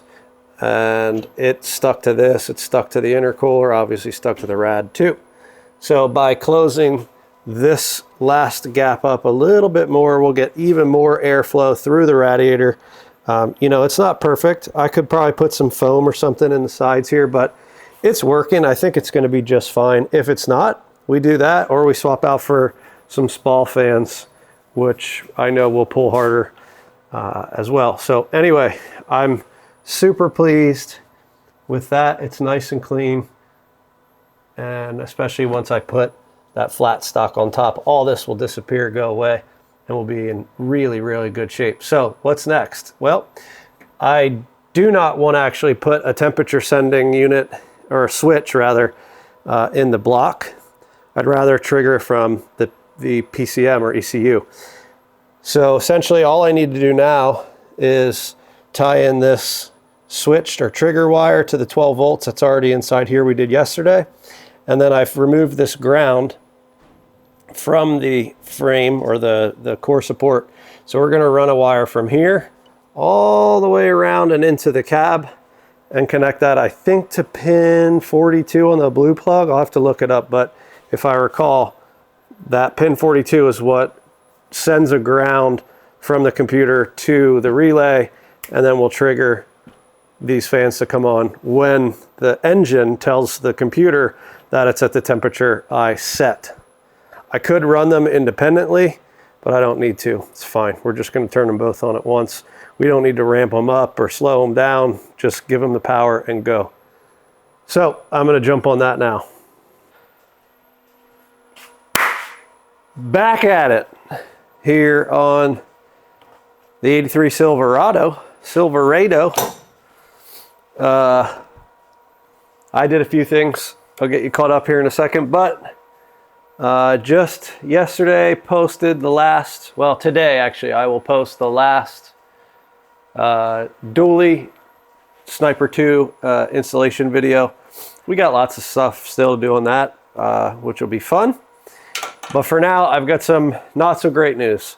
I have decided to withdraw my position on the wait list for sick week.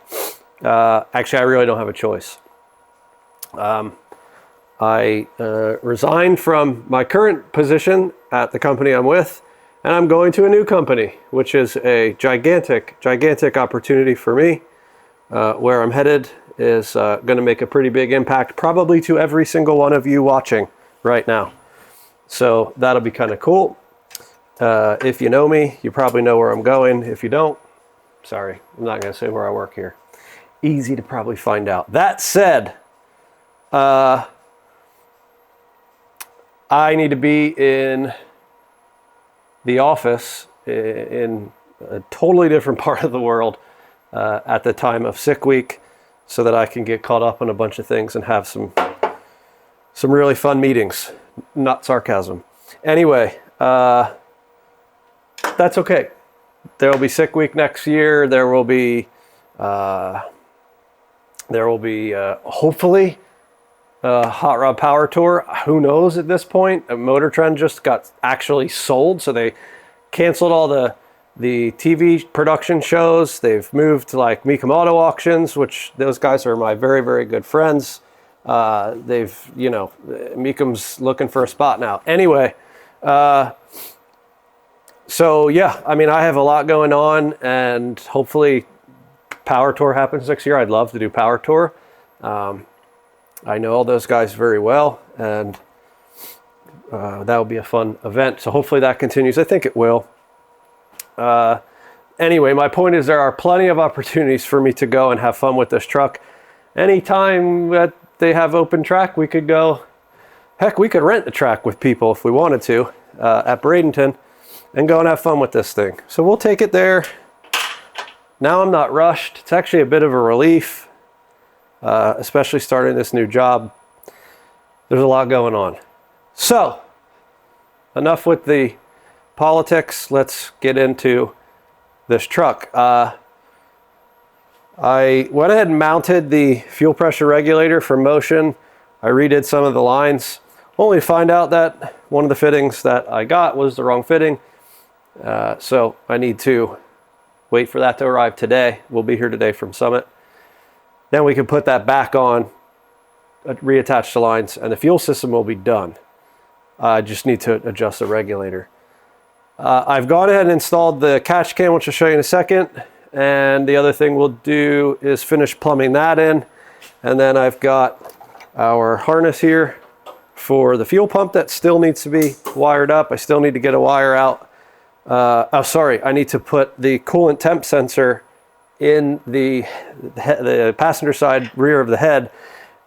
My ECU computer is not cooperating with firing this fan. It's supposed to switch the ground when you tell the tune that you have electric fans, which I did. Then you have to set temperatures, which I did. And then you can go into VCM scanner and actually enable that output, but it's constantly giving me a ground. I read all kinds of craziness. I did everything that other folks had recommended. We'll just put a sensor in here and it'll be fine. the coolant, I can't even think. The coolant pump needs to run all the time when the key is on. Doesn't need to, but I want it to. So that'll be super easy to wire up. Just take a 12-volt switch, connect it to the relay, positive, the whole deal. Then the fans, I only want to come on at a certain temperature. I don't want them to run all the time. It wouldn't hurt. I don't know. Maybe I'll just do that on key on too. Maybe I will. I can always adjust it later. Then I don't have to pop the sensor in. So for now, I'm actually just going to do, man, I got eyelash in my eye. I'm going to trigger the coolant pump for the blower and the fans just on key on. It'll be fine. I don't really sit with the key on this thing, and I could always even put a toggle switch, but I hate toggle switches, so I don't know. I'm not sure. I'll start with it that way, and then I'll probably change it because it's going to annoy me every time I'm doing something. It's fine. I've got a good battery in here, Platinum AGM from Superstart. So we'll start by plumbing in my fittings, and I just realized I put the AN. I love AN. It's nice and clean, super simple, but I put the wrong freaking AN fittings on the catch can too. So we'll switch that, do the plumbing for that, route the lines. I want to pull these off, and actually I got some shrink that's tubing that we'll put on both ends of this hose, so we'll do that as well. You know, plenty to do, but I'm really hopeful to fire this thing today. If not, we'll do it tomorrow. Okay, let me bring you in here and show you where we're at. Okay, so I've got the catch can here, and it's already mounted. I'm very happy with where it's at. It's out of the way, it's tucked. Yes, it's vented. Yes, it's going to smell inside the truck. No, I don't care. So I need to get these fittings off because these are -6 fittings. I've got -10, and then I've got a whole -10 Evil kit, which will match everything else we do for fuel and trans and all that stuff. So I need to put these in here, and then, shoot, I hope that these are even the right ones. I should check that. Anyway, then we go from here, we'll wrap around like we did with the coolant lines to this valve cover, then we'll go around to the back to that valve cover, and it'll all plumb back up here. Hopefully these fittings actually fit. If they don't, it's fine. We can still run this thing. It might just make a little bit of oil, but that's fine. Then over here, I've got the relay for the fan, or sorry, the coolant pump. This relay is going to live over here on the firewall like the other one, because these 3 wires are short, and this one here is nice and long to reach over to the pump. So it'll go over to the pump, and that'll be good. So I'm going to knock out first these, because that's nice and simple, and it'll clean that up real nice. I put this tape on here. I knew it would be temporary, then I ordered what I needed. I'll slide that over all the way to these fittings here, and we'll be good to go, nice and clean. Oh, I found out this is for the brake booster. Had to go get a CTSV or Camaro plug check valve for the booster, but that's nice and clean, so that's cool. Yeah, okay, so let's jump on these things first. So here's our shrink tube, nice and big. It'll shrink up nicely.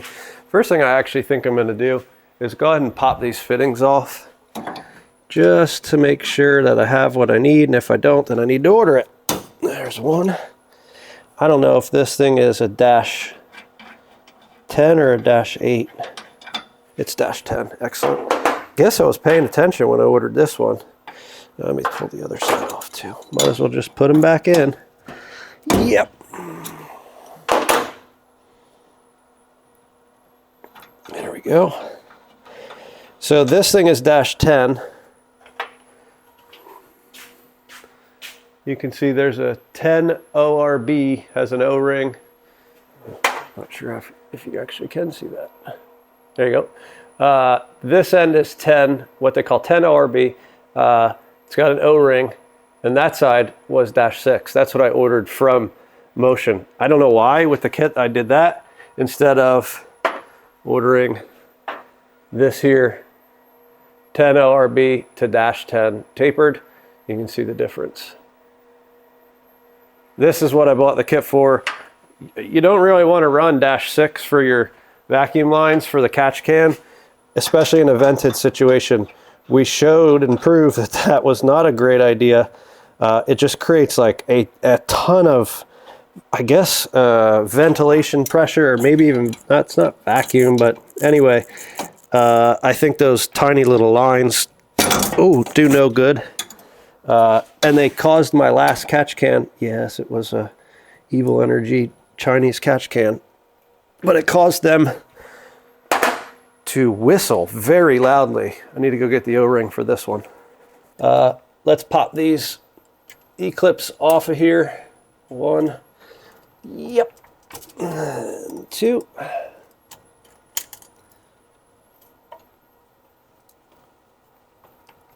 Okay, now I gotta, well, first let's make sure this fits over here.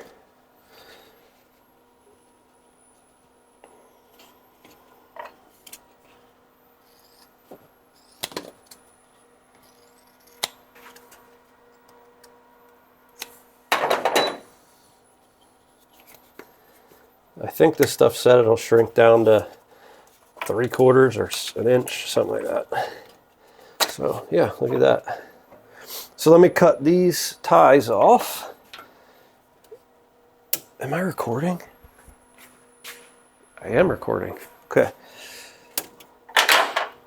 Yeah, we'll go ahead and cut all these ties off that I put on here before. Not one of those just went in the trash can. That's fine. And then this will slip down to the end. And let's cut another section the same length.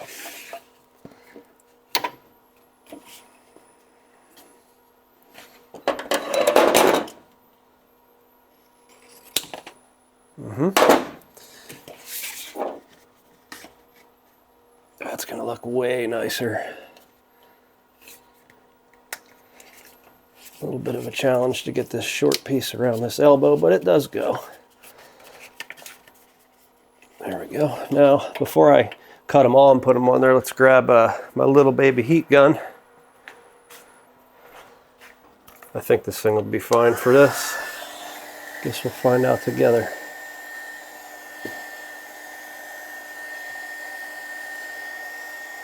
Yeah, it's shrinking up. So what's nice about this stuff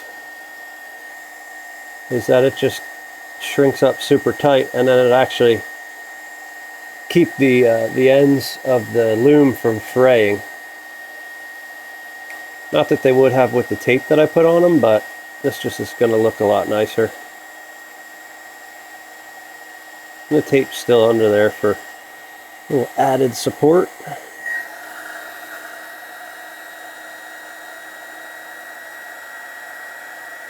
Try not to melt the loom.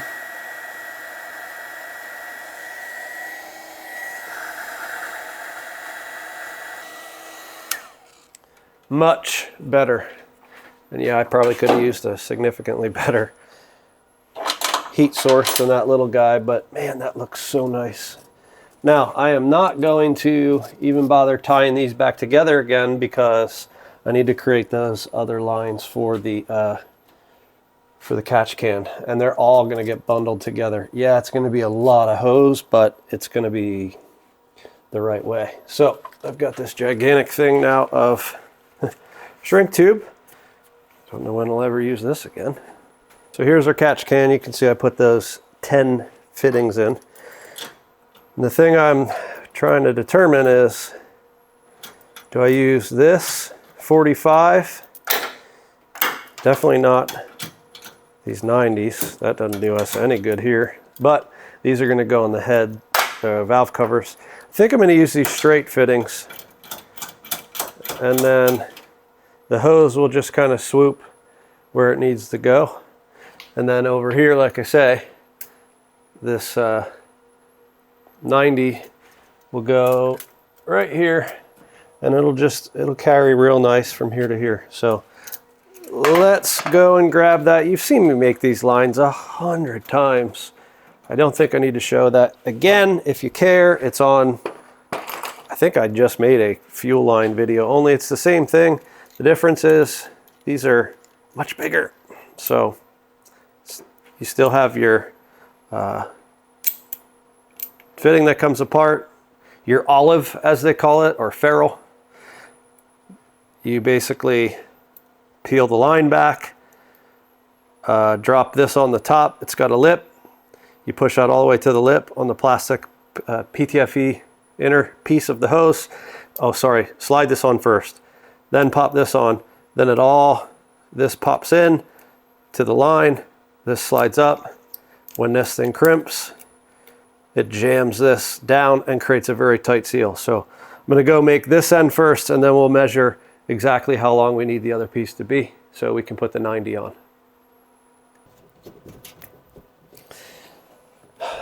Well, aside from tightening it down, which I am going to wait to do for after the regulator's on, we're done with the catch can. I mean, it wasn't terrible, but I'm not upset that we're done with it. So that's all nice and clean and good. I'm not going to zip tie stuff yet, but we'll get to that. Okay, now I'll tell you this. One thing I am really never enthusiastic about when I'm doing superchargers is drilling the crank. I probably should have done it before I put the fans and the shroud on. I could take the shroud off pretty easily, 4 bolts. Rather not. But I think that's what the next step needs to be. Now, a big problem here is that there is no way I'm getting this crank bolt out. Maybe even if Bill was here holding Tina Turner on the flywheel flex plate, I don't have a high level of confidence that we'd get that off. I am gonna put a bar on it and see if I could break it free, but I'm feeling pretty confident that the motor's just gonna spin. Huh. Yeah. So I can't get an impact in unless I remove the whole rad, which again I may need to do, and I've just been trying not to do through this whole project. Then again, it would be easier to drill the crank if the rad wasn't in, because I'm going to be doing it blind the way it is right now. I'm not looking forward to it. If you screw up drilling the crank, you got an issue. And here's the kit.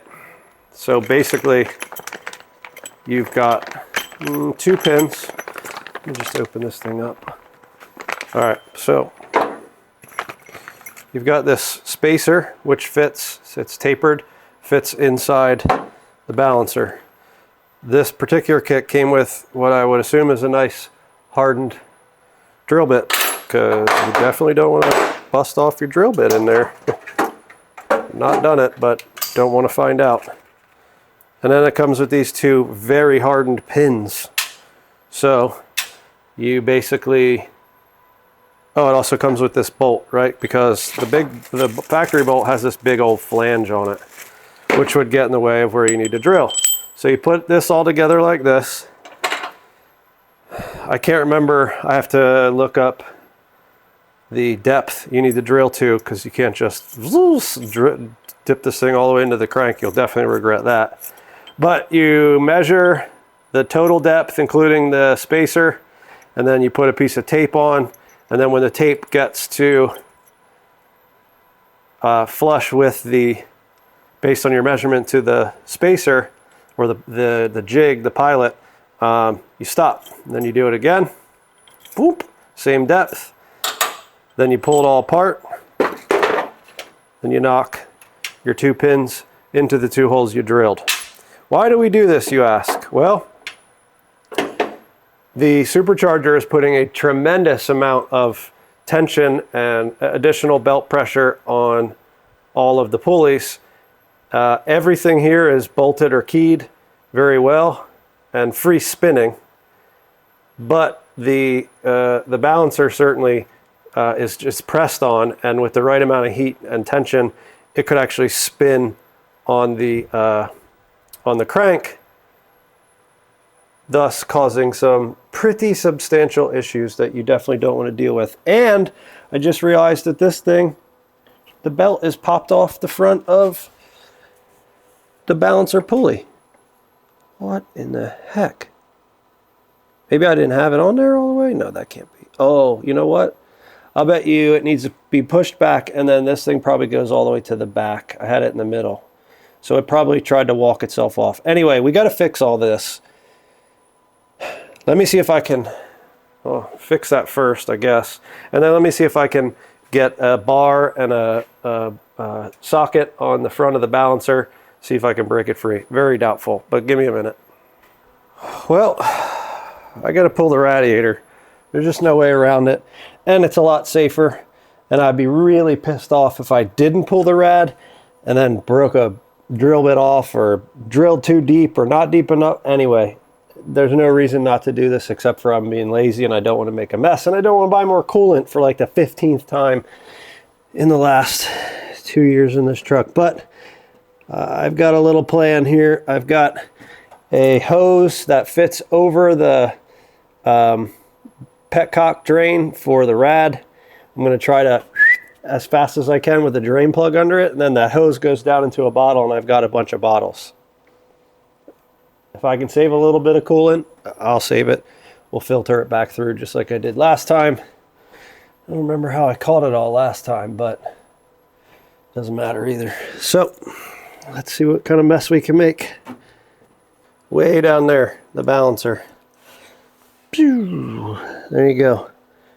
So the spacer, pilot thinger, template thinger is on. The bolt is through. Now we pop the drill bit through, remove it all once we know our depth is drilled, and then we pop our pins in. So stand by. I'm getting oil on the drill, on the impact and everything here, making a big mess. That's okay.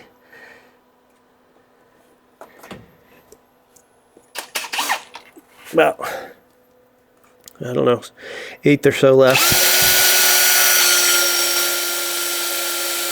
I just been letting her eat at high speed. It's fine.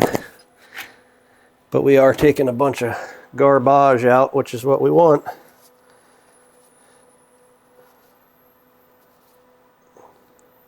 The bit's not even hot, which is good. Keep it sharp. Keep it cool. Cool means sharp.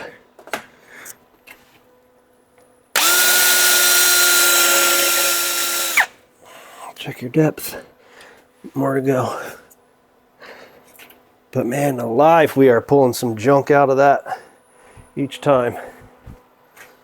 Some guys just let her rip. I've seen videos on the YouTubes. Guys who just jam this thing in there and I don't know. Guess they don't care that much about having to pull the engine out and get the crank out. I do.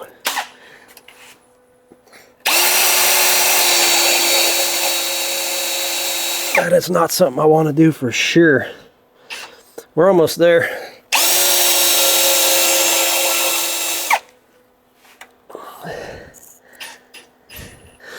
Hair more. That's it. All right, one hole drilled, on to the next. So tight tolerance in that I don't want to risk getting them jammed up.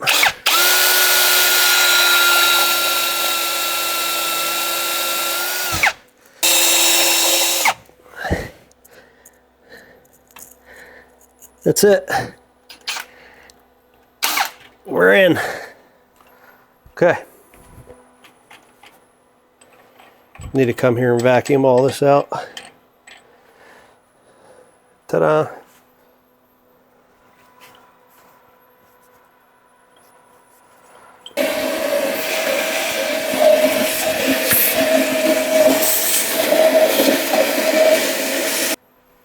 I'll let you have a quick look at the outcome. So we still have to drop these pins in, but at least here you can see what's been done. Let me give you some light. There you go. So you can see the two small holes right there next to the bolt hole. Oh, can I set you guys here? No, that's all right. So I can't see, but that guy, he slides right in there. And yeah, they'll come out if it weren't for the bolt holding them together. Where are we at here?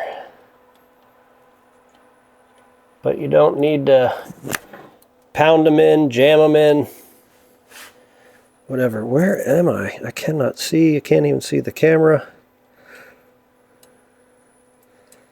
What the devil?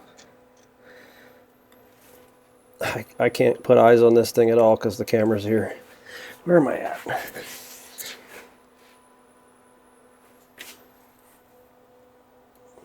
Right there. There we are. Okay. That's it. As long as they're in and flush, which they are, we're in good shape. There you go.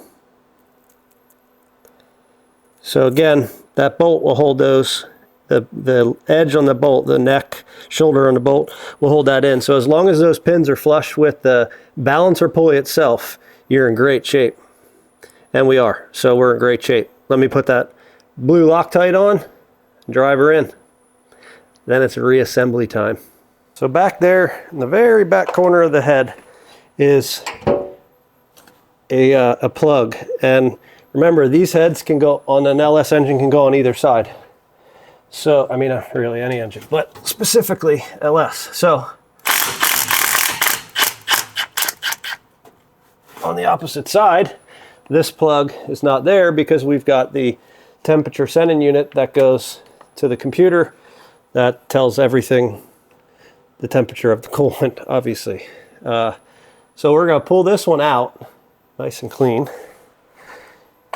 And I've gone ahead and ordered 3 different sensors, or really switches. They're not really sensors. And basically what we have is the correct thread for that hole. I hope that's metal. Yeah, I believe it's aluminum. Heads are aluminum too, so that's good.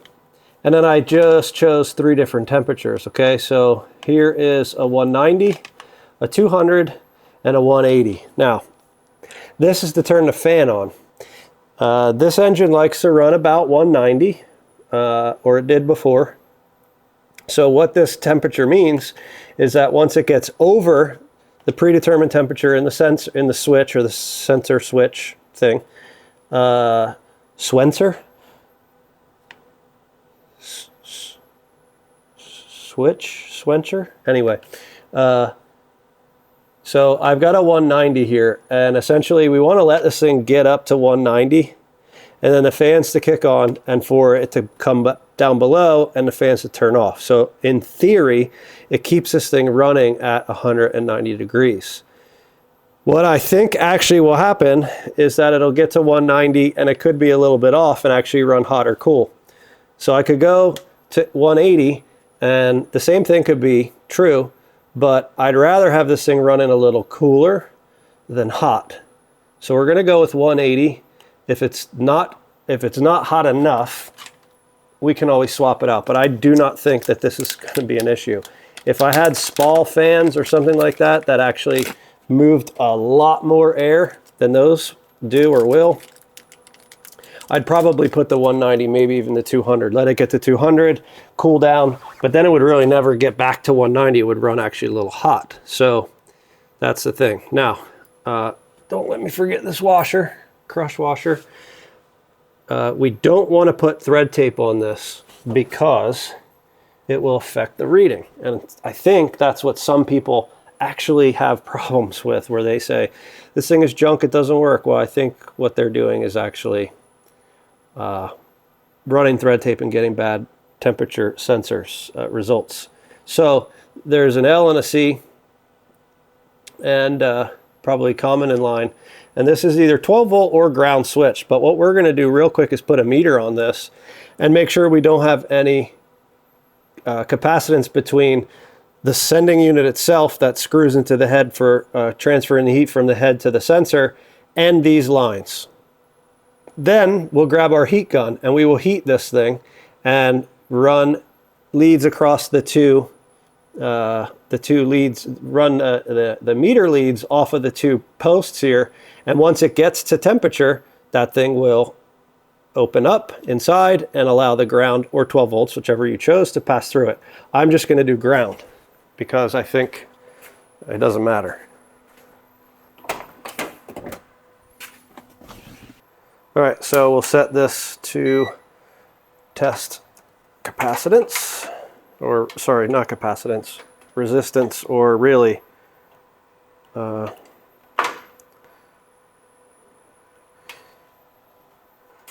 whatever the heck the word is I'm looking for. It doesn't matter.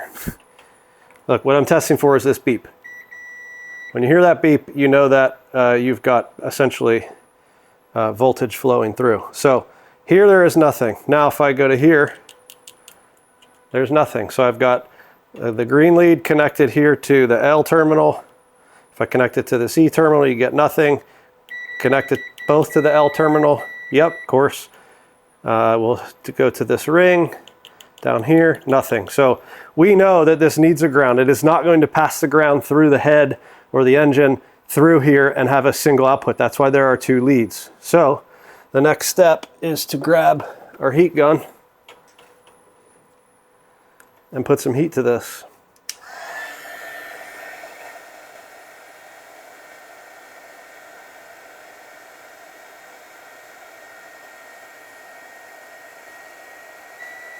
There you go. It's beeping. Now, as this cools down, and in fact, we could even do one better. Let's grab the infrared temperature gun.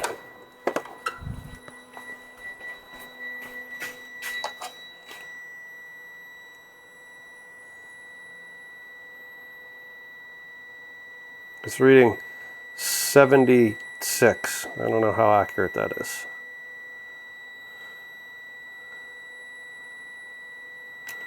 Not at all, apparently. So the fan's still on, or it would be. And we could test this actually with, yeah, we could test it. Even just on the fans. All we'd have to do is take this here, connect it to the ground from the relay, take this one and connect it, oops, here.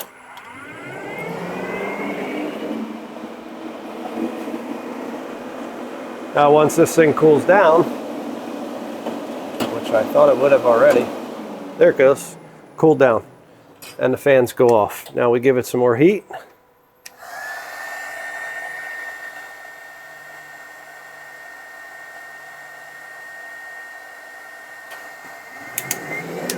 There they are.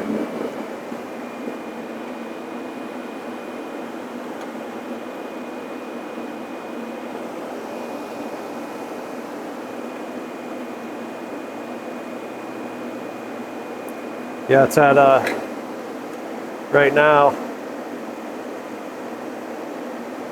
90 and it's cooling. Okay, so we know that this thing works and does what we want it to do. Now we can eliminate our grounds. It's not too hot to touch. It's hot, but it's not terrible. Okay, let's get rid of all these wires. And let's put this in the head. Yep. That'll go there on the head, and this will sweep around and plug in there, and that'll be perfect. Actually can go a little shorter.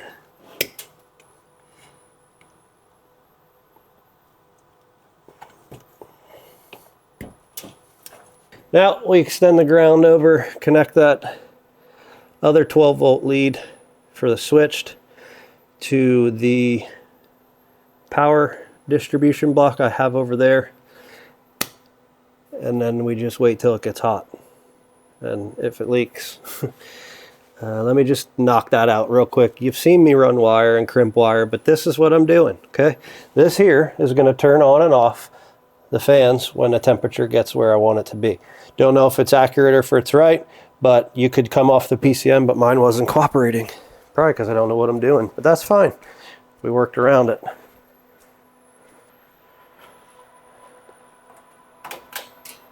Hey there. Another day.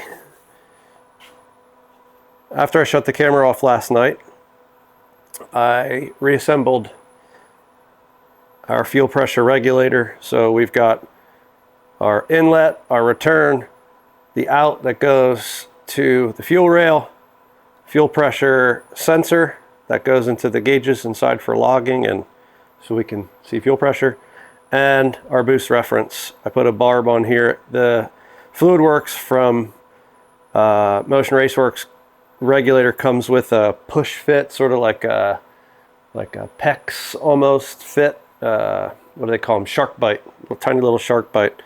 But it wouldn't have fit anywhere very well here. Plus I have to tee the line to go into the boost gauge inside too. So anyway, that's that. So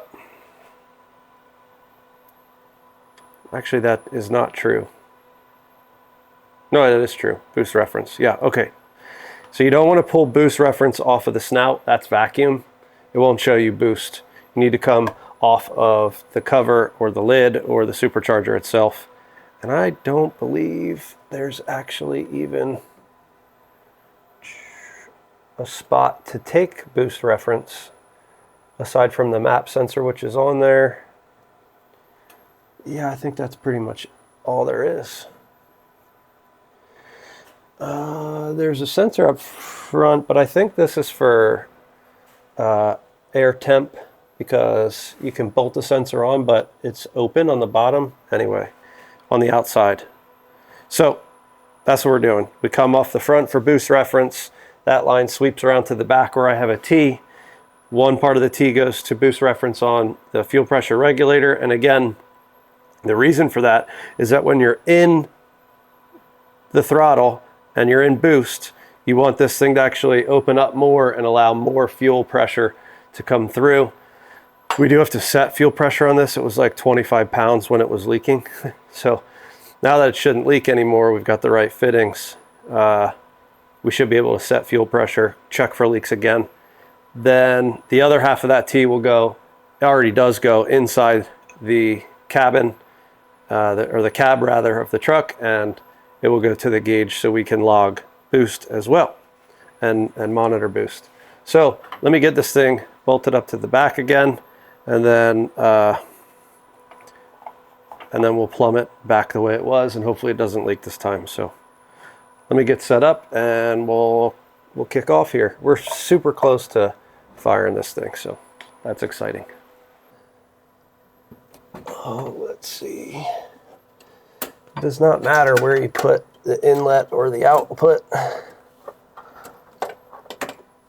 These bottles are in my way.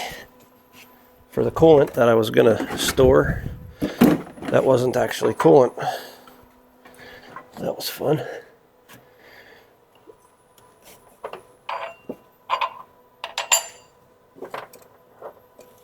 Golly. Of course, I've already got everything zip tied and together. Yeah. But it is a little bit tight. That's okay though. It's clean.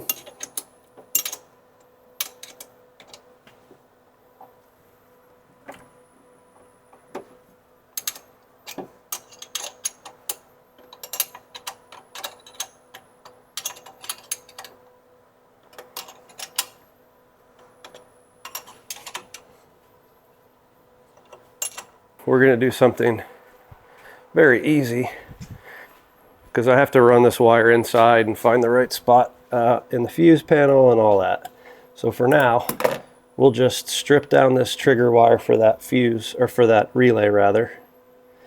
Keep this thing somewhere where it's not going to touch metal. And now when I do this, the coolant pump runs, which is what we want. Okay, so let's go over there and fill the coolant, or fill the reservoir with coolant. But we know the pump works and does what it's supposed to do. And I have to go get coolant. Be right back, it's in the truck.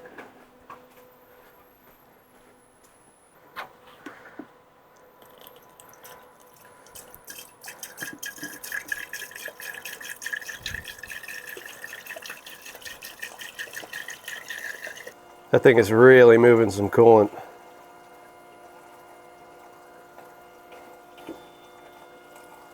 Heck yeah. I'm happy with that. I'll just keep checking that thing. If it gets hot and pop over full or whatever it is, we'll know pretty quick. So let's get coolant in the rad. I'm going to need to let this thing warm up and do the thing. So the coolant can bleed down, and or the air can bleed out.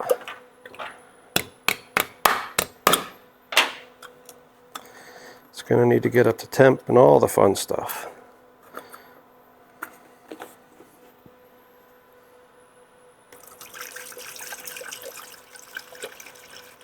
Okay, let's fire the coolant pump up for the blower. And I would not mind maybe finding a better spot for this.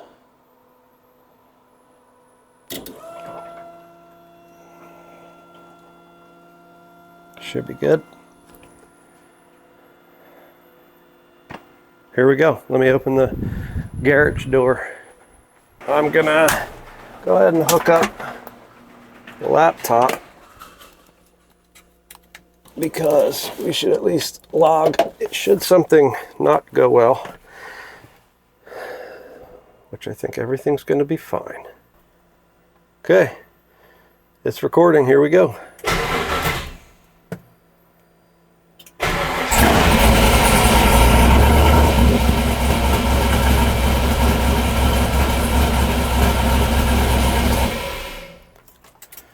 All right, so first step, it was running. Let's just double check some things here.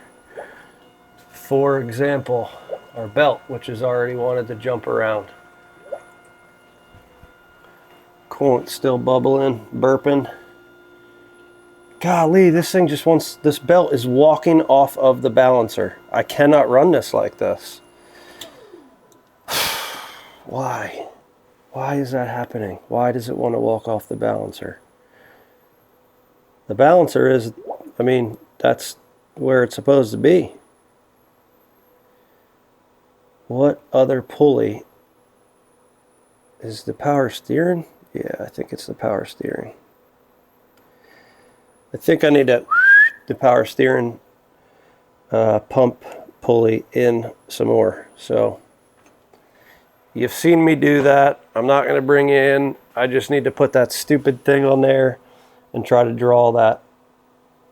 Oh yeah, I can. I don't know. All right. I've pulled that power steering pump pulley in towards the rear of the truck. There's just a tiny bit more that I could go in, but judging by the spacing of the belt with a tiny, tiny little gap in the front and the back of the pulley. Oh, and of course now I'm hitting my power steering line, which was already close and is now touching. So that would be a problem. It's on the metal piece. Let me see if I can't persuade this guy to get out of the way. You don't want to be there, guy. Trust me.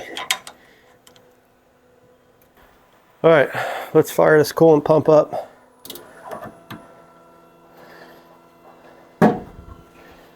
And let's do it again just to see what happens. We'll stop the log. Start it again. Give this thing some fuel pressures.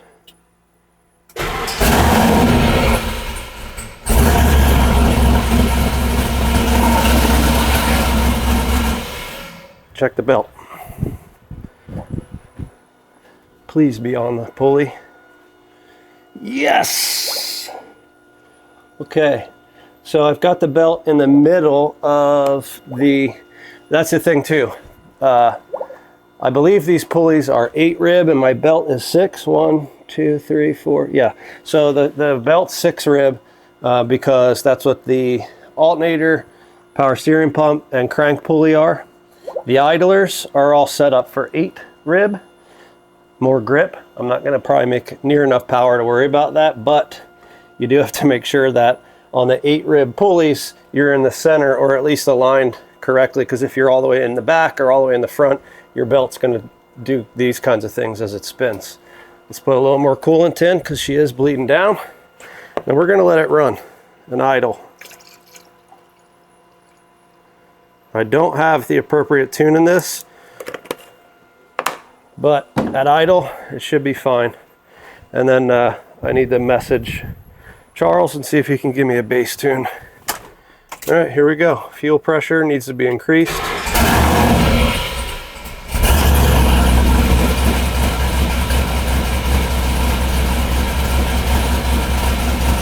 We're at 52 pounds of fuel pressure, not enough.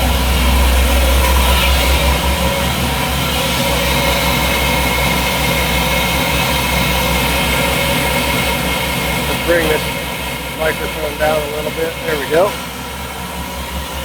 That's doing its thing.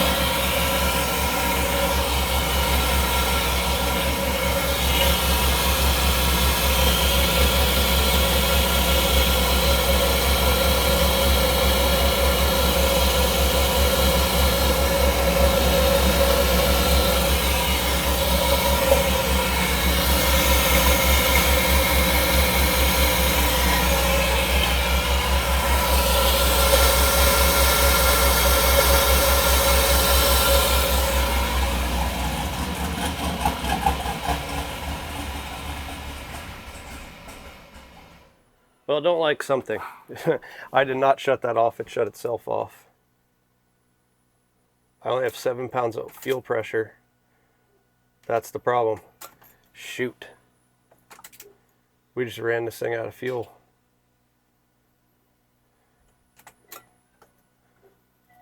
All right, let me figure that out. Okay, I figured out what was going on with the fuel pump. I pulled the relay out when I was doing something because I think I wanted to get power. Oh, I pulled the relay out to get so that I could turn the key and get power, 12 volts for the fans here in the rad and the coolant pump for the supercharger, because I didn't have the regulator in and I didn't want to turn the key and get fuel everywhere. So I just pulled the relay. When I put it back in, I pushed the plugs back through the back. So now they're all on like they're supposed to be. I'm just going to double check them real quick. But I feel pretty good about that. And we should be in good shape. I have my light in here. Yeah, okay. Everything is definitely pushed in.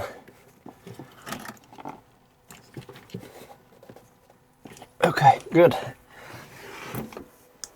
I need to increase our fuel pressure a bit. It's fine when it's not running, but as soon as you start running it, it's the wrong wrench.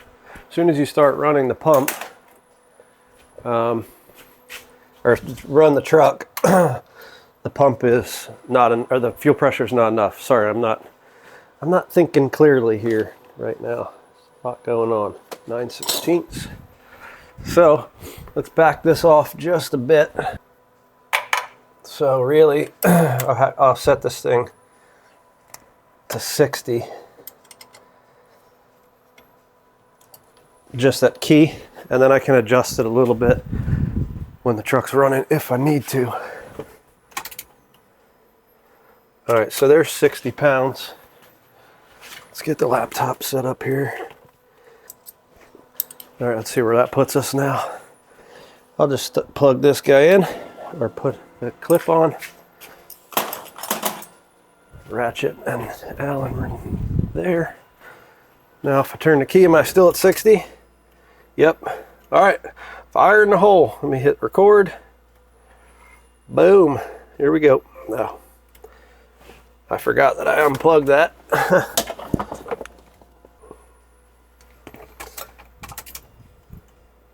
Here we go.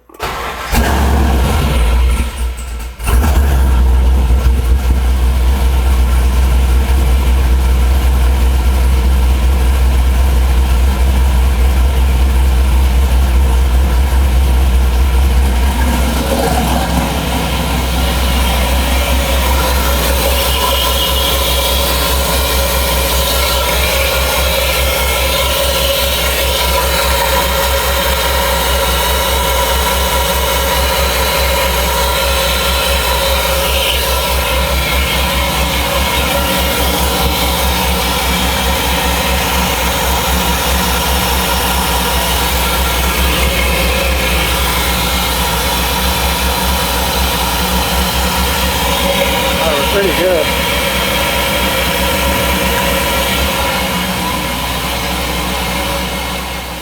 Bring this down a little bit.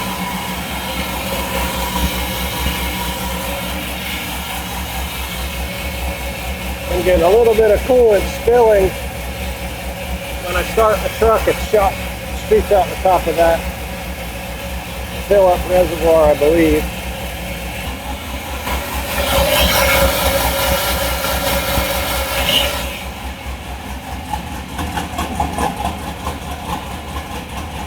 All right, there's 58 pounds solid.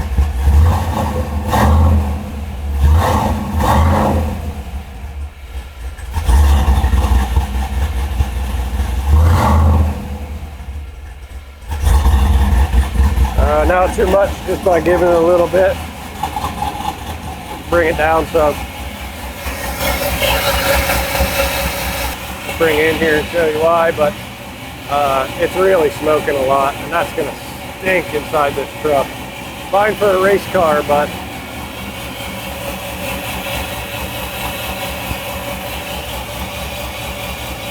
you see that smoke coming out? I mean, that's typically with the PCV system, that would roll back into the engine and just be burnt, but I got a breathing catch can with a breather, and it's just venting exhaust crankcase pressure and catching the oil, keeping it from going back into the blower.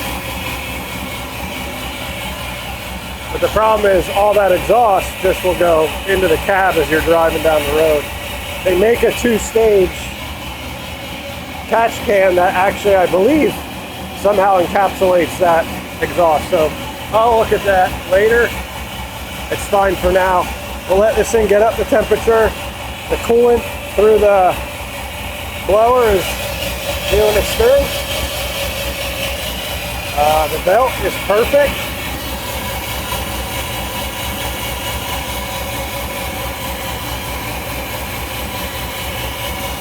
We're not leaking. Everything's sealed up. So at this point, we just wait for this to go down into the coolant rad.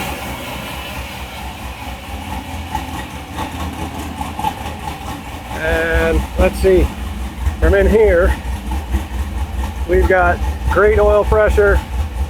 Fuel pressure is, yeah, it says oil, but it's fuel.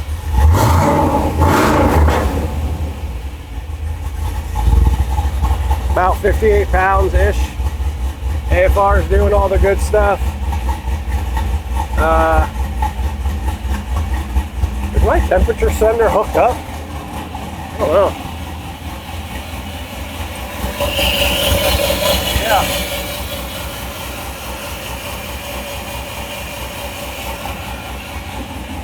Let me check temperature with the IR gun, because I think it's probably pretty hot.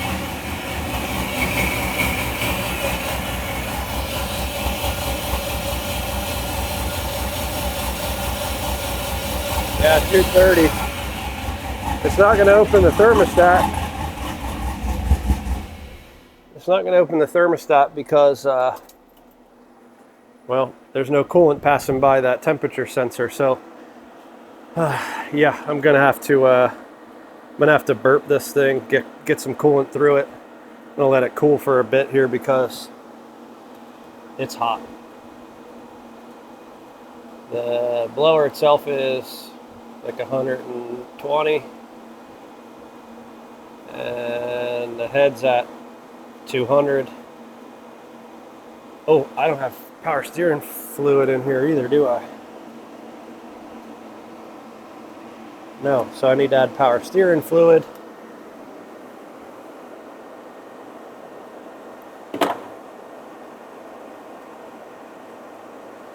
I might be able to convince this thing to get coolant back through. The thermostat's actually down here. Whoop. Of course, now I'm spilling coolant everywhere. Snap this lid on.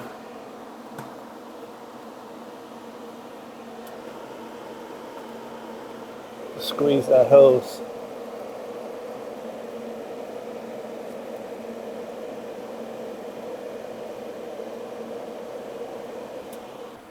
All right, let's fire it up again, see what happens.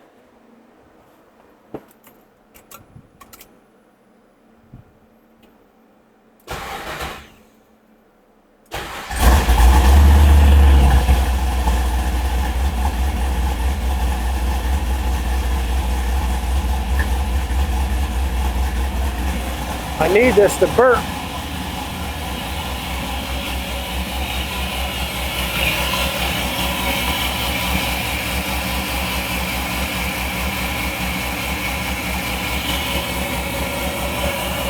Now sometimes what you need to do is pull this off and pour coolant down into the engine.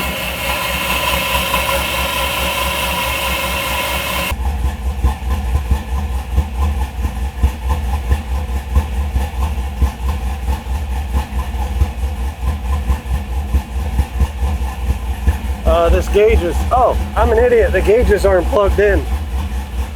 Right here, engine coolant temp's at 196, so we're good. Okay. Whew. Now, the fan should come on soon.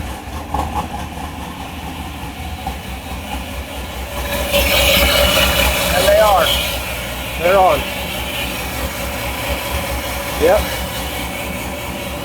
So, the next thing I really need to do is pull the tune that's in it, get it to Mr. Charles Barber, and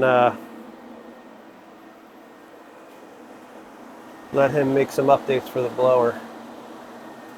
Heat is definitely going to be a thing, there's no question. Need to put power steering fluid in it. I said that though, didn't do it. So let me do that now. We'll get this going. Get the tune off to Charles. It'll take him some time to get it back. It may not even be today. That's fine. It's Sunday. He's a busy man. I'm going to let these fans run. Oh, you know what? I just realized something. Well, I guess it's okay. The key is off and the fans are still running. I think that's fine, because eventually it cools itself down.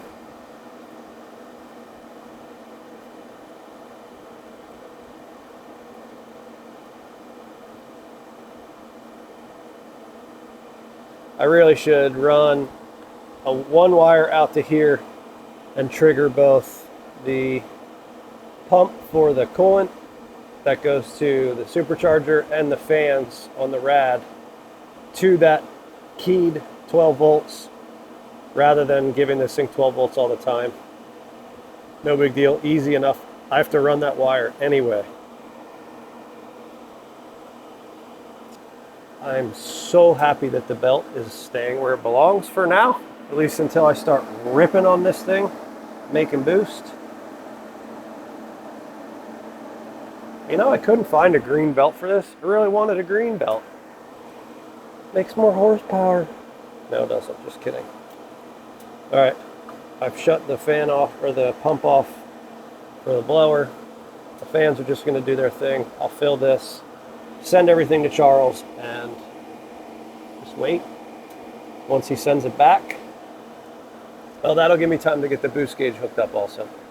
Then once he sends that back, we'll let this thing cool down. I'll throw the spark plugs in it, and then just do it once over. Make sure stuff's tight, no leaks, the whole deal. Man, this is awesome. All right, I'll be back.